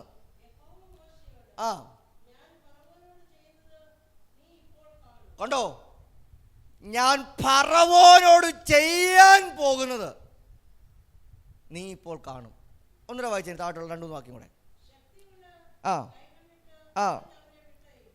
ശക്തിയുള്ള കൈ കണ്ടിട്ട്. ഇതാ പ്രശ്നം. ചില കുടുംബങ്ങൾക്കകത്ത് പ്രശ്നം കഠിനമായി എണീറ്റ് വരുമ്പോൾ ശക്തിയുള്ള കൈ കാണണമെന്നതാ സത്യം. അല്ലെങ്കിൽ വിശ്വാസം ഉണ്ടാകുമോ? പറയേച്ചി, ഞാൻ ചോദിക്കട്ടെ, വീടിനകത്ത് ശക്തിയുള്ള ഒരു ദൈവകരം കണ്ടാൽ എന്താ സംഭവിക്കുന്നത്? വിശ്വാസം വർദ്ധിക്കുമോ വിശ്വാസം കുറഞ്ഞു പോവോ? വർദ്ധിക്കും. അപ്പോൾ ദൈവം ദോഷങ്ങളാൽ ആരെയും പരീക്ഷിക്കില്ല. ദൈവം കഷ്ടത വരുത്തുന്നുണ്ടെങ്കിൽ അതിൻ്റെ പിൻപിലെ റീസൺ തൻ്റെ ബലമുള്ള ഭുജകരത്തെ തൻ്റെ സമൂഹത്തിന് മുന്നിൽ വെളിപ്പെടുത്തണമെന്ന ആത്യന്തിക ലക്ഷ്യം ദൈവത്തിൻ്റെ പക്കലുണ്ട്. പക്ഷേ ഇതിൻ്റെ അനുഭവം, ഇതിൻ്റെ മഹത്വം വളരെ വലുതാണ്. ഇതുതന്നെയാണ് ചെങ്കടലിന് മുമ്പിൽ ചെന്ന് നിന്നപ്പോഴും ഇസ്രായേൽ ജനം പറഞ്ഞു, മരുഭൂമിയിൽ ഈജിപ്തിൽ നല്ല ശവക്കോട്ടകളില്ലാഞ്ഞിട്ടാണോ? ഈജിപ്തിൽ ഞങ്ങൾക്ക് മരിക്കാൻ ഇടമില്ലാഞ്ഞിട്ടാണോ നീ ഞങ്ങളെ മരുഭൂമിയിൽ മരിപ്പാൻ കൊണ്ടുവന്നിരിക്കുന്നത്? അപ്പോൾ എന്താ കർത്താവ് പറയുന്നറിയാവോ? മോശേ, ഈ ജനം നിന്നിൽ വിശ്വസിക്കാൻ, ഈ ജനം എന്നിൽ വിശ്വസിക്കാൻ ഒരു പ്രവൃത്തി, അസാധ്യമായൊരു കാര്യം, ഉണങ്ങിയ മണ്ണിൽ കൂടെ കടലിനെ 2ആയി ഭാഗിച്ചുകൊണ്ട് ഉണങ്ങിയ നിലത്തൂടെ ദൈവം നടത്തി. ഇനി അടുത്ത പ്രശ്നം, കഷ്ടത വന്നതിൻ്റെ പിൻപിലുള്ള റീസൺ നിലവിളിച്ചത് കൊണ്ട് അവർ ഉപദ്രവിച്ച പാരമ്പര്യ ഫറവോനിയ ശക്തികളെ അവിടെ ഉന്മൂലനം ചെയ്തു. ഒരാമേൻ പറയണം ഇന്ന് പകല്. നിങ്ങളുടെ മുമ്പിൽ കഷ്ടതകൾ, പ്രതിസന്ധികൾ അത് ഭാരമായി അടുക്കടുക്കായി എണീറ്റ് വരുമ്പോൾ പ്രിയരെ, അത് കണ്ട് പിറുപിറുക്കാതെ, അത് കണ്ട് മൗനമാകാതെ പ്രാർത്ഥനാ മുറിക്കകത്ത് പോരാടി പ്രാർത്ഥിക്കാൻ മനസ്സ് കാണിച്ചാൽ ദൈവം ഒരു വഴി തുറക്കും നിശ്ചയം. ആ വഴിക്കകത്ത് നിങ്ങൾക്ക് പ്രവേശിക്കാൻ കഴിയും. പക്ഷേ നിന്നെ ഉപദ്രവിച്ച ശത്രുവിന് ആ വഴിയിൽ കൂടെ നിന്നെ പിൻപറ്റാൻ കഴിയുകയില്ല. ആ വഴിയിൽ കൂടെ നിന്നെ പിന്നെ ഉപദ്രവിക്കാൻ കഴിയില്ല. കാര്യം ശത്രുവിന് പോകാനുള്ള വഴിയല്ല. കരഞ്ഞ ദൈവമൈതല്ല, നിലവിളിച്ച ദൈവമൈതല്ല, ദൈവം കൊടുത്തൊരു വഴിയാണ്. ആ വഴിയെ യാത്ര ചെയ്യുമ്പോൾ ഇന്ന് കണ്ട മിസ്രൈമിനെ ഇനി ഒരു നാളും നീ കാണാത്ത വിധത്തിൽ അതിനെ ഉന്മൂലനം ചെയ്യുന്ന ദൈവ പ്രവൃത്തിയെ കുടുംബത്തിനകത്ത് വെളിപ്പെടുത്താൻ ഇതാ കഷ്ടത അനിവാര്യമാണ്. സ്തോത്രം, ഹല്ലേലൂയ. അതിന് തെളിവ് വേണോ? വാക്യങ്ങൾ തരാം. വായിച്ചേ, സങ്കീർത്തനം 107-ാം സങ്കീർത്തനം 13 മുതലുള്ള വാക്യങ്ങൾ, 107-ന്റെ 13 മുതലുള്ള വാക്യങ്ങൾ. വിടുതൽ കണ്ടോണേ. ഇന്ന് പകൽ വിടുതൽ വ്യാപരിക്കട്ടെ. നോക്കിക്കേ, ഇസ്രായേൽ ജനം അവർ തങ്ങളുടെ കഷ്ടതയിൽ ജീസസ്, അയ്യോ, ദൈവാനുവദനീയമായ കഷ്ടത കുടുംബത്തിനകത്ത് അത് താണ്ഡവ നൃത്തം ചെയ്യുമ്പോൾ നിങ്ങൾ മൗനമായിരിക്കരുത്. നിങ്ങൾ പിറുപിറുക്കരുത്. ഒരു പായ അങ്ങോട്ട് വലിച്ചിട്ട് മുട്ടുകുത്തിയിരുന്ന് കവിണ്ണ് വീണ് അങ്ങോട്ട് കരയണം. കർത്താവേ, ഇതെനിക്ക് സഹിക്കാൻ പറ്റാത്ത പ്രശ്നമാണ്, എനിക്കിതിനെ പരിഹരിക്കാൻ പറ്റാത്ത പ്രശ്നമാണ്. ഇന്ന് പകൽ വിശ്വാസമുണ്ടോ? അങ്ങനെ കരയാൻ മനസ്സുണ്ടെങ്കിൽ അവർ തങ്ങളുടെ നിലവിളിയിൽ യഹോവ അവരുടെ കഷ്ടങ്ങളിൽ നിന്ന് വിടുവിച്ചു. സ്തോത്രം. അപ്പോൾ ദൈവം വിടുവിക്കാൻ ശക്തനാണെന്ന് തെളിയിക്കുന്ന ഒറ്റ വാക്യം, ആമേൻ, 107:13 വാക്യം ഒന്നുകൂടെ വായിച്ചേ കുഞ്ഞെ, ഒന്നുകൂടെ വായിച്ചേ. അവർ തങ്ങളുടെ കഷ്ടതയിൽ യഹോവയോട് നിലവിളിച്ചു. കണ്ടോ, എവിടെ നിന്നാ നിലവിളിച്ചപ്പോൾ? ഒന്ന്, ഞെരുക്കത്തെ ദൈവം അങ്ങ് മാറ്റി. സ്തോത്രം. ഇസ്രായേൽ ജനത്തിൻ്റെ മേൽ ഞെരുക്കം മാത്രമല്ലായിരുന്നു, ഫറവോന് ആധിപത്യമുണ്ടായിരുന്നു, ദേശത്തിൻ്റെ ആധിപത്യമുണ്ടായിരുന്നു. ഇനിയും എന്തിനധികം പറയുന്നു, ഊഴിയവേല, വിചാരകന്മാർ നിമിത്തമുള്ള വേല. കണ്ടോ, ഇത്രയും, ഇനിയും 5 അടിമത്തം, ഇത്രയും പ്രശ്നങ്ങളുടെ നടുവിൽ അവർ കിടക്കുമ്പോൾ അവർ നിലവിളിച്ചപ്പോൾ എന്താ സംഭവിച്ചത്? അവർ സകല കഷ്ടങ്ങളിൽ നിന്നും, അവരുടെ ഞെരുക്കങ്ങളിൽ നിന്നും ദൈവം അവരെ വിടുവിച്ചു. ഇന്ന് പകൽ എന്നെ കേൾക്കുന്നതോട് ഞാൻ ദൂത് തന്നെ വിളിച്ചു പറയാം, പ്രിയരേ, 7 ദിവസം ഉപവാസ പ്രാർത്ഥന ഇവിടെ നടക്കുമ്പോൾ ഇതിനകത്ത് വിങ്ങിപ്പൊട്ടി ദൈവസന്നിധിയിൽ കരയുന്ന ആരെങ്കിലും എന്നെ കേൾക്കുന്നെങ്കിൽ ആത്മനിയോഗത്തോടെ വിളിച്ചു പറയട്ടെ, മാതാവേ, കണ്ണും നീരും വൃഥാവല്ല, നിലവിളിക്കുന്നത് വൃഥാവല്ല. നിന്റെ ഞെരുക്കങ്ങളിൽ നിന്ന് വിടുവിക്കുന്ന ഒരു ദൈവപ്രവൃത്തി, കഷ്ടങ്ങളിൽ നിന്ന് വിടുവിക്കുന്ന ഒരു ദൈവപ്രവൃത്തി നിന്റെ കുടുംബത്തിനകത്ത് വെളിപ്പെടുന്ന സമയം വിദൂരമല്ല. അതിനി അധികം നാളുകളില്ല. എന്തിനാണോ കരഞ്ഞത്, എന്തിനാണോ നിലവിളിച്ചത്, ഏതാണോ അസഹനീയമായിരുന്നത്, അതിൻ്റെ നടുവിലിതാ ദൈവത്തിൻ്റെ ആത്മാവ് വിളിച്ചു പറയുന്നു, അവൻ്റെ പ്രവൃത്തിയെ കുടുംബത്തിനകത്ത് വെളിപ്പെടുത്തിയിരിക്കുന്നു.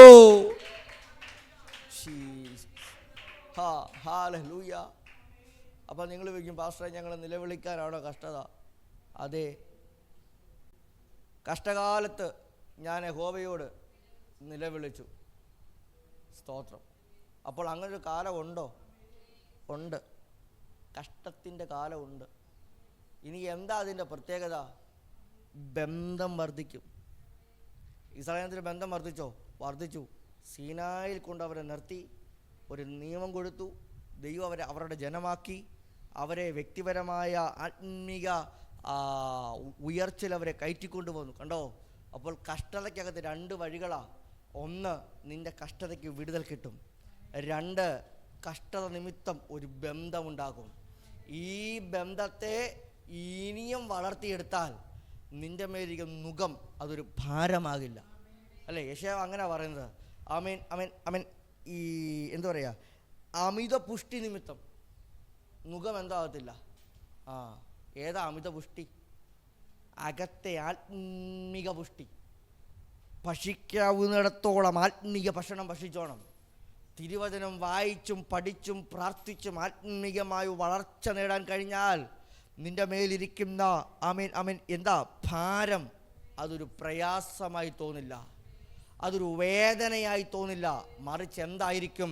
പുഷ്ടി നിമിത്തം അതിനെ നീ ഉടയ്ക്കും, പുഷ്ടി നിമിത്തം അതിനെ നീ തകർത്ത് കളയും. സ്തോത്രം. ഞാൻ വേഗത്തിൽ 2-3 കാര്യങ്ങൾ കൂടെ ചൂണ്ടിക്കാണിക്കാം. ഇനി ആ വാക്യം താട്ട് വായിച്ചേ, സങ്കീർത്തനം തന്നെ താട്ടൊന്ന് വായിച്ചേ.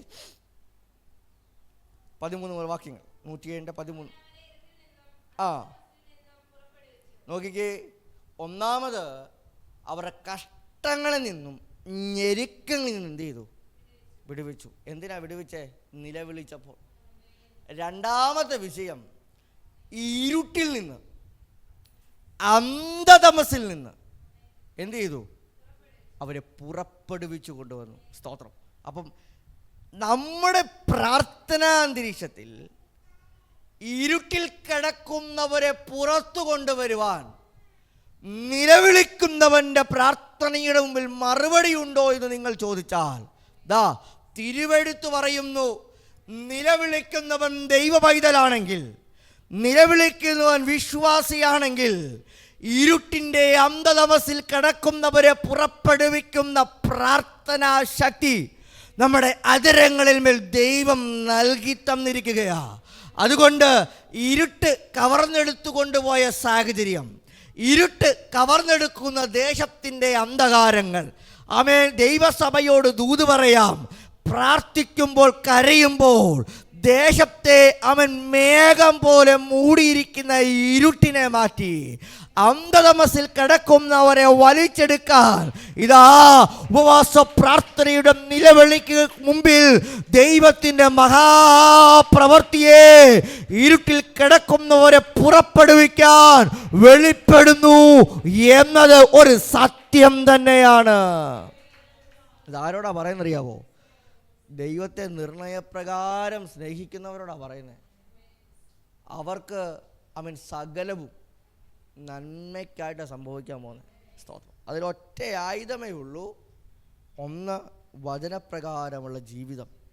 രണ്ട്, നിലവിളിയോടുള്ള സ്വഭാവം. ഇത് രണ്ടും ഉണ്ടെങ്കിൽ ഈ ലോകത്തിലെ കഷ്ടതകളെ നമ്മുടെ കാൽച്ചുവട്ടിലാക്കാൻ, അതിൻ്റെ മേൽ ഉത്തരം നൽകി തന്ന് നമ്മെ വഴി നടത്താൻ ദൈവത്തിൻ്റെ വചനത്തിനും ശക്തിക്കും കഴിയും എന്നതാണ് ഏറ്റവും വലിയ സത്യം. അപ്പോൾ ഞെരുക്കങ്ങളിൽ നിന്ന് വിടുവിക്കുന്നത് നിലവിളിയുടെ മുൻപിലാണ്.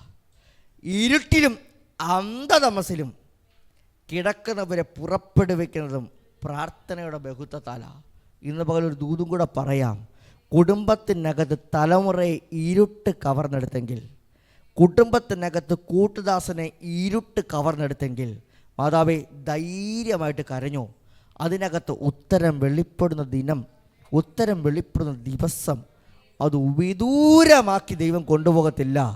കരയുന്ന കണ്ണുനീരിനെ അളന്ന് ദൈവപ്രവൃത്തിയെ വെളിപ്പെടുത്തി കുടുംബത്തിനകത്ത് ആത്മീയ അന്തരീക്ഷത്തെ പണിത് ദൈവം എഴുന്നേൽപ്പിക്കുമെന്ന് ഇന്ന് പകൽ ദൈവത്തിൻ്റെ ആലോചന കൈമാറുകയാണ്.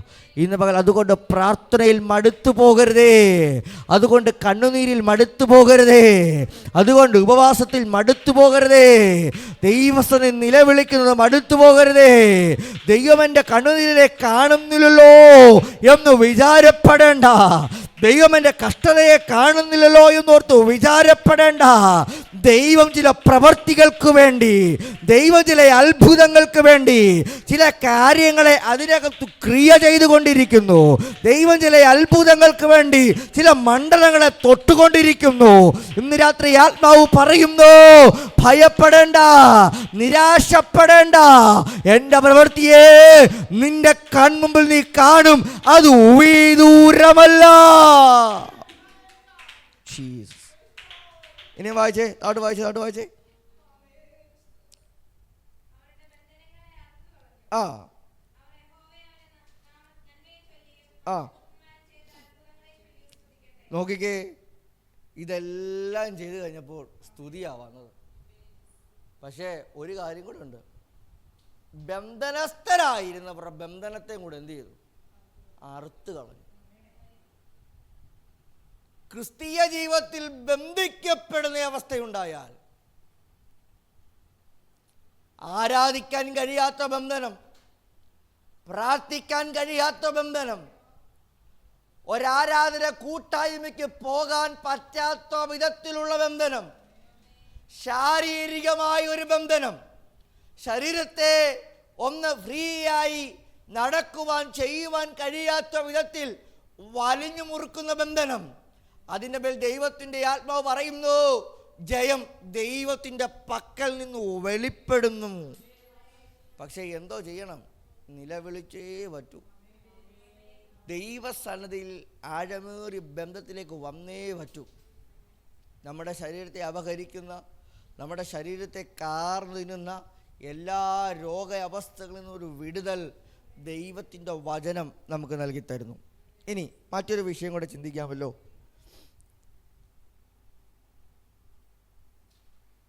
എസ്തേറിൻ്റെ പുസ്തകം 3-ാം അധ്യായം അതിൻ്റെ 15-ാമത്തെ വാക്യവും 4:16. എസ്തേർ 3:15, 4:16.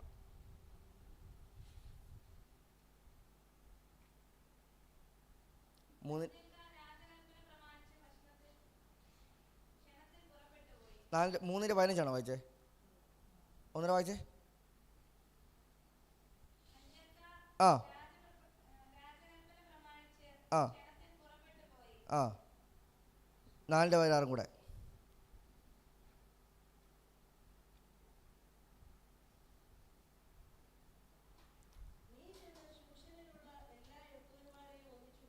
ആ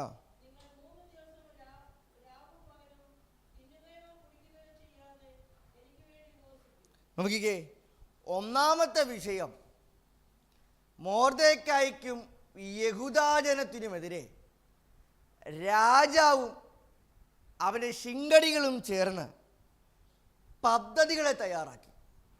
എന്താ വിഷയം? ചെറിയ കാര്യമാണ്, നിങ്ങൾക്ക് ചരിത്രം അറിയാം, ഞാൻ വിശദീകരിക്കുന്നില്ല. പക്ഷെ ഞാൻ കഷ്ടത എന്ന വിഷയത്തെ എടുത്തത് കൊണ്ട് സകലവും നന്മയ്ക്കായി ചെയ്യുന്നു എന്ന് പറയുന്നത് കൊണ്ട് മാത്രം ഞാൻ തൊട്ടു പോവാം.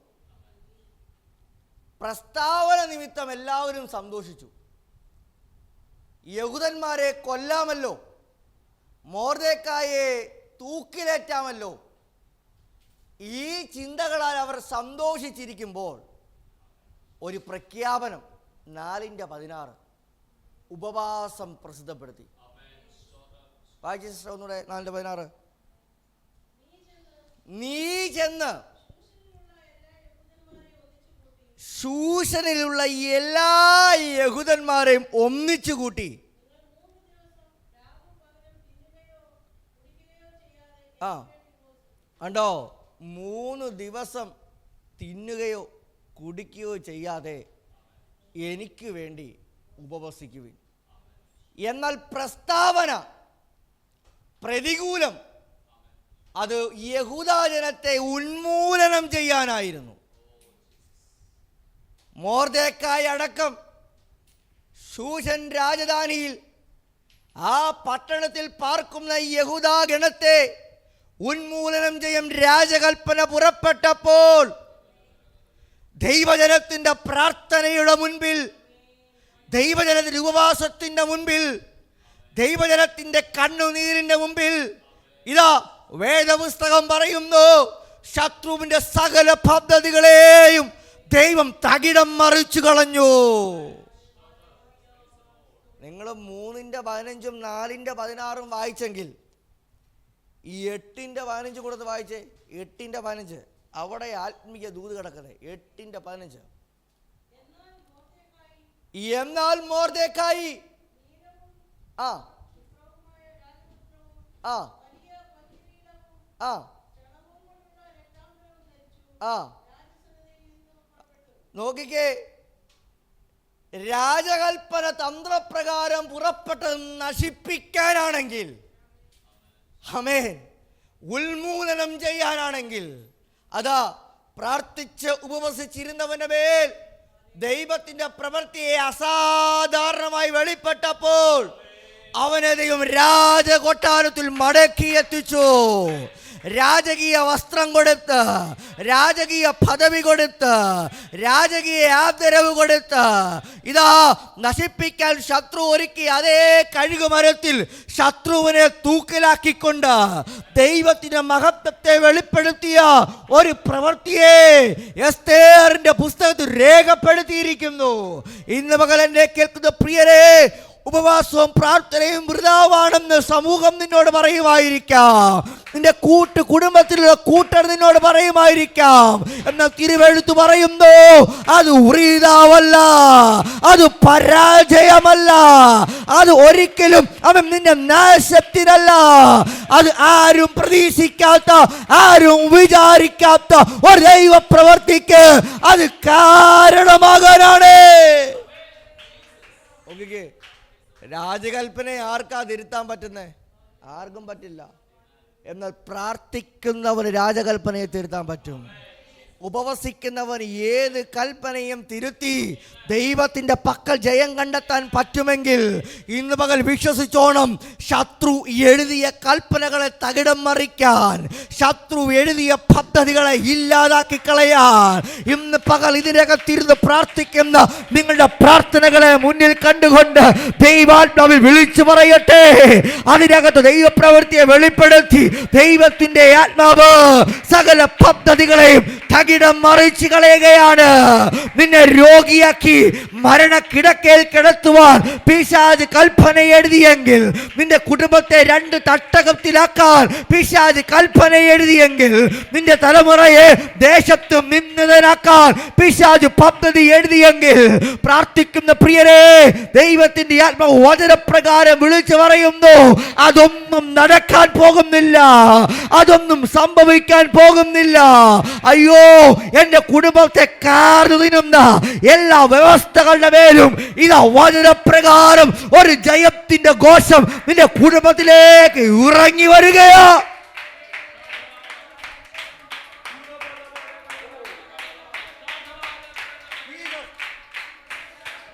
യേശുവിന്റെ നാമത്തിൽ ഇന്ന് പകൽ ആരാധന ജയമെടുത്തോണം. ഇന്ന് പകൽ ജയമെടുത്തോണം. ജയം വ്യാപരിക്കപ്പെടുകയാ. ആ ദൈവത്തിന്റെ ആത്മാവ് പറയുന്നു, അവൻ ആരാധിച്ചോ, ആരാധിച്ചോ.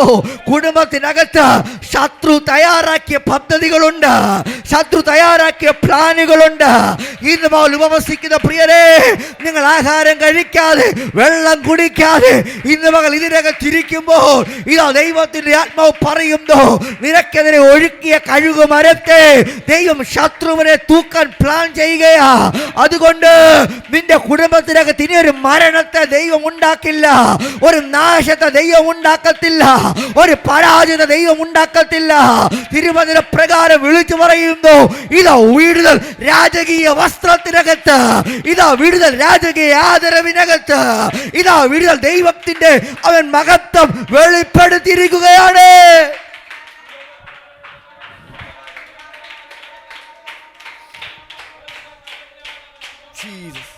ഓ ഹല്ലേലൂയ. ഇന്ന് പകൽ വ്യാപരിക്കട്ടെ, ഈ ദേശത്തിന്റെ മേൽ വ്യാപരിക്കട്ടെ.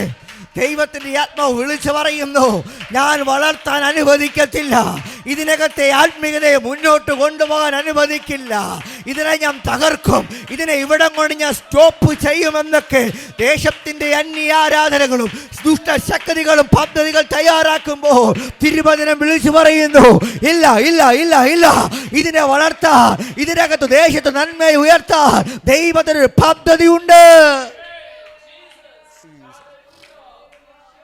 ഹല്ലേലൂയ.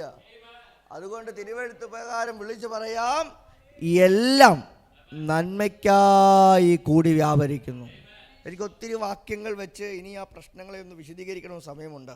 എന്നാൽ സമയത്തിൻ്റെ ലഭ്യതക്കുറവുകൾ മൂലം ഞാൻ ഒരാളെയും കൂടെ ഒരു പ്രശ്നം കൂടെ നിങ്ങൾക്ക് പരിചയപ്പെടുത്താം. ഒന്ന്, പൗലോസും ശീലാസും ദൈവത്തെ എന്ത് ചെയ്തു?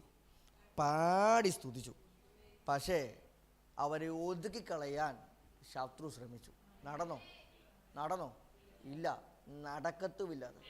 വായിച്ചേ, അപ്പോസ്തലരുടെ പുസ്തകം 16-ാം അധ്യായം 19 മുതലുള്ള വാക്യങ്ങൾ. അപ്പോസ്തലരുടെ പുസ്തകം 16-ാം അധ്യായം 19 മുതലുള്ള വാക്യങ്ങൾ.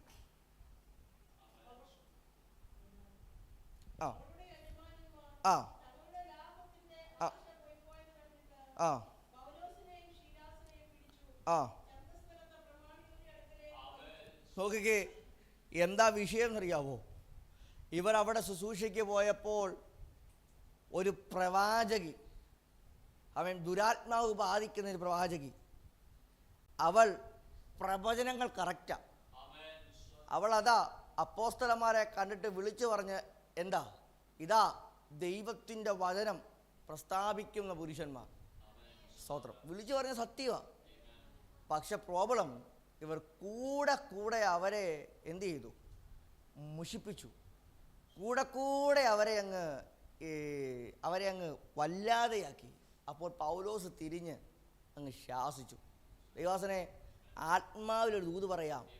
സഭയ്ക്കകത്ത് സഭയെ വളർത്താൻ അനുവദിക്കാത്ത ഏത് ദുഷ്ടസേനകളും നമ്മെ മുരടിപ്പിക്കാൻ, നമ്മെ മുഷിപ്പിക്കാൻ നോക്കിയാൽ ആത്മാവ് തന്നിരിക്കുന്ന അധികാരത്തിനകത്ത് ശാസിച്ചോണം.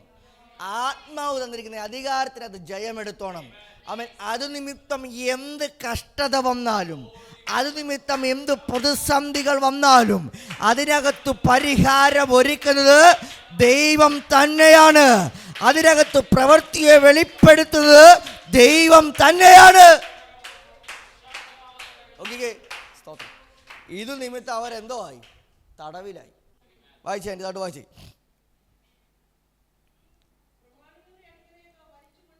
ആ ആ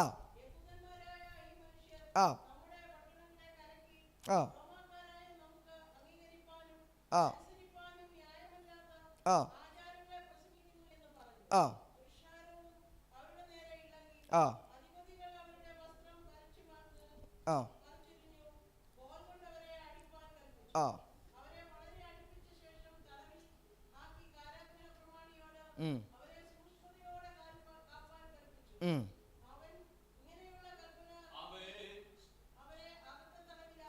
ഉം ഉം ഉം ഉം ഉം ഉം ഉം ആ ഉം ആ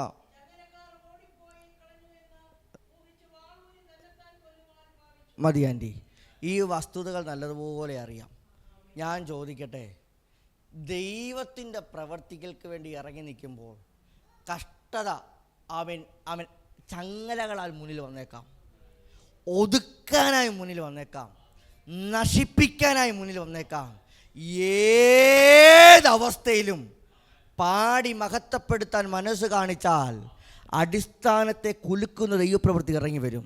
കണ്ടോ, ഇവിടെ അപ്പോസ്തലന്മാർ ചങ്ങലകളാൽ ബന്ധിക്കപ്പെട്ടിരുന്നപ്പോൾ എനിക്ക് പൗലോസിനെ ആ കാര്യത്തിൽ എനിക്ക് ഭയങ്കര ഇഷ്ടമാണ്. കുഞ്ഞുങ്ങൾ അടങ്ങിയിരുന്നേ. പൗലോസിനെ എനിക്ക് ആ കാര്യത്തിൽ ഭയങ്കര ഇഷ്ടമാണ്. താൻ തടവറയിൽ കിടന്നാലും തടവറ തനിക്കൊരു പ്രശ്നമല്ല. തടവറയെ ദൈവസാന്നിധ്യം കൊണ്ട് നിറയ്ക്കുന്ന മനുഷ്യനാ പൗലോസ്. ആമേൻ. പ്രിയരേ, നിങ്ങൾക്ക് തടവറ സമാനമാകുന്ന പ്രശ്നങ്ങൾ കുടുംബത്തിനകത്ത് എണീറ്റ് വരുമ്പോൾ അയ്യോ ഈ തടവറ എനിക്ക് സഹിക്കാൻ പറ്റത്തില്ല എന്ന് നിരാശപ്പെടേണ്ട.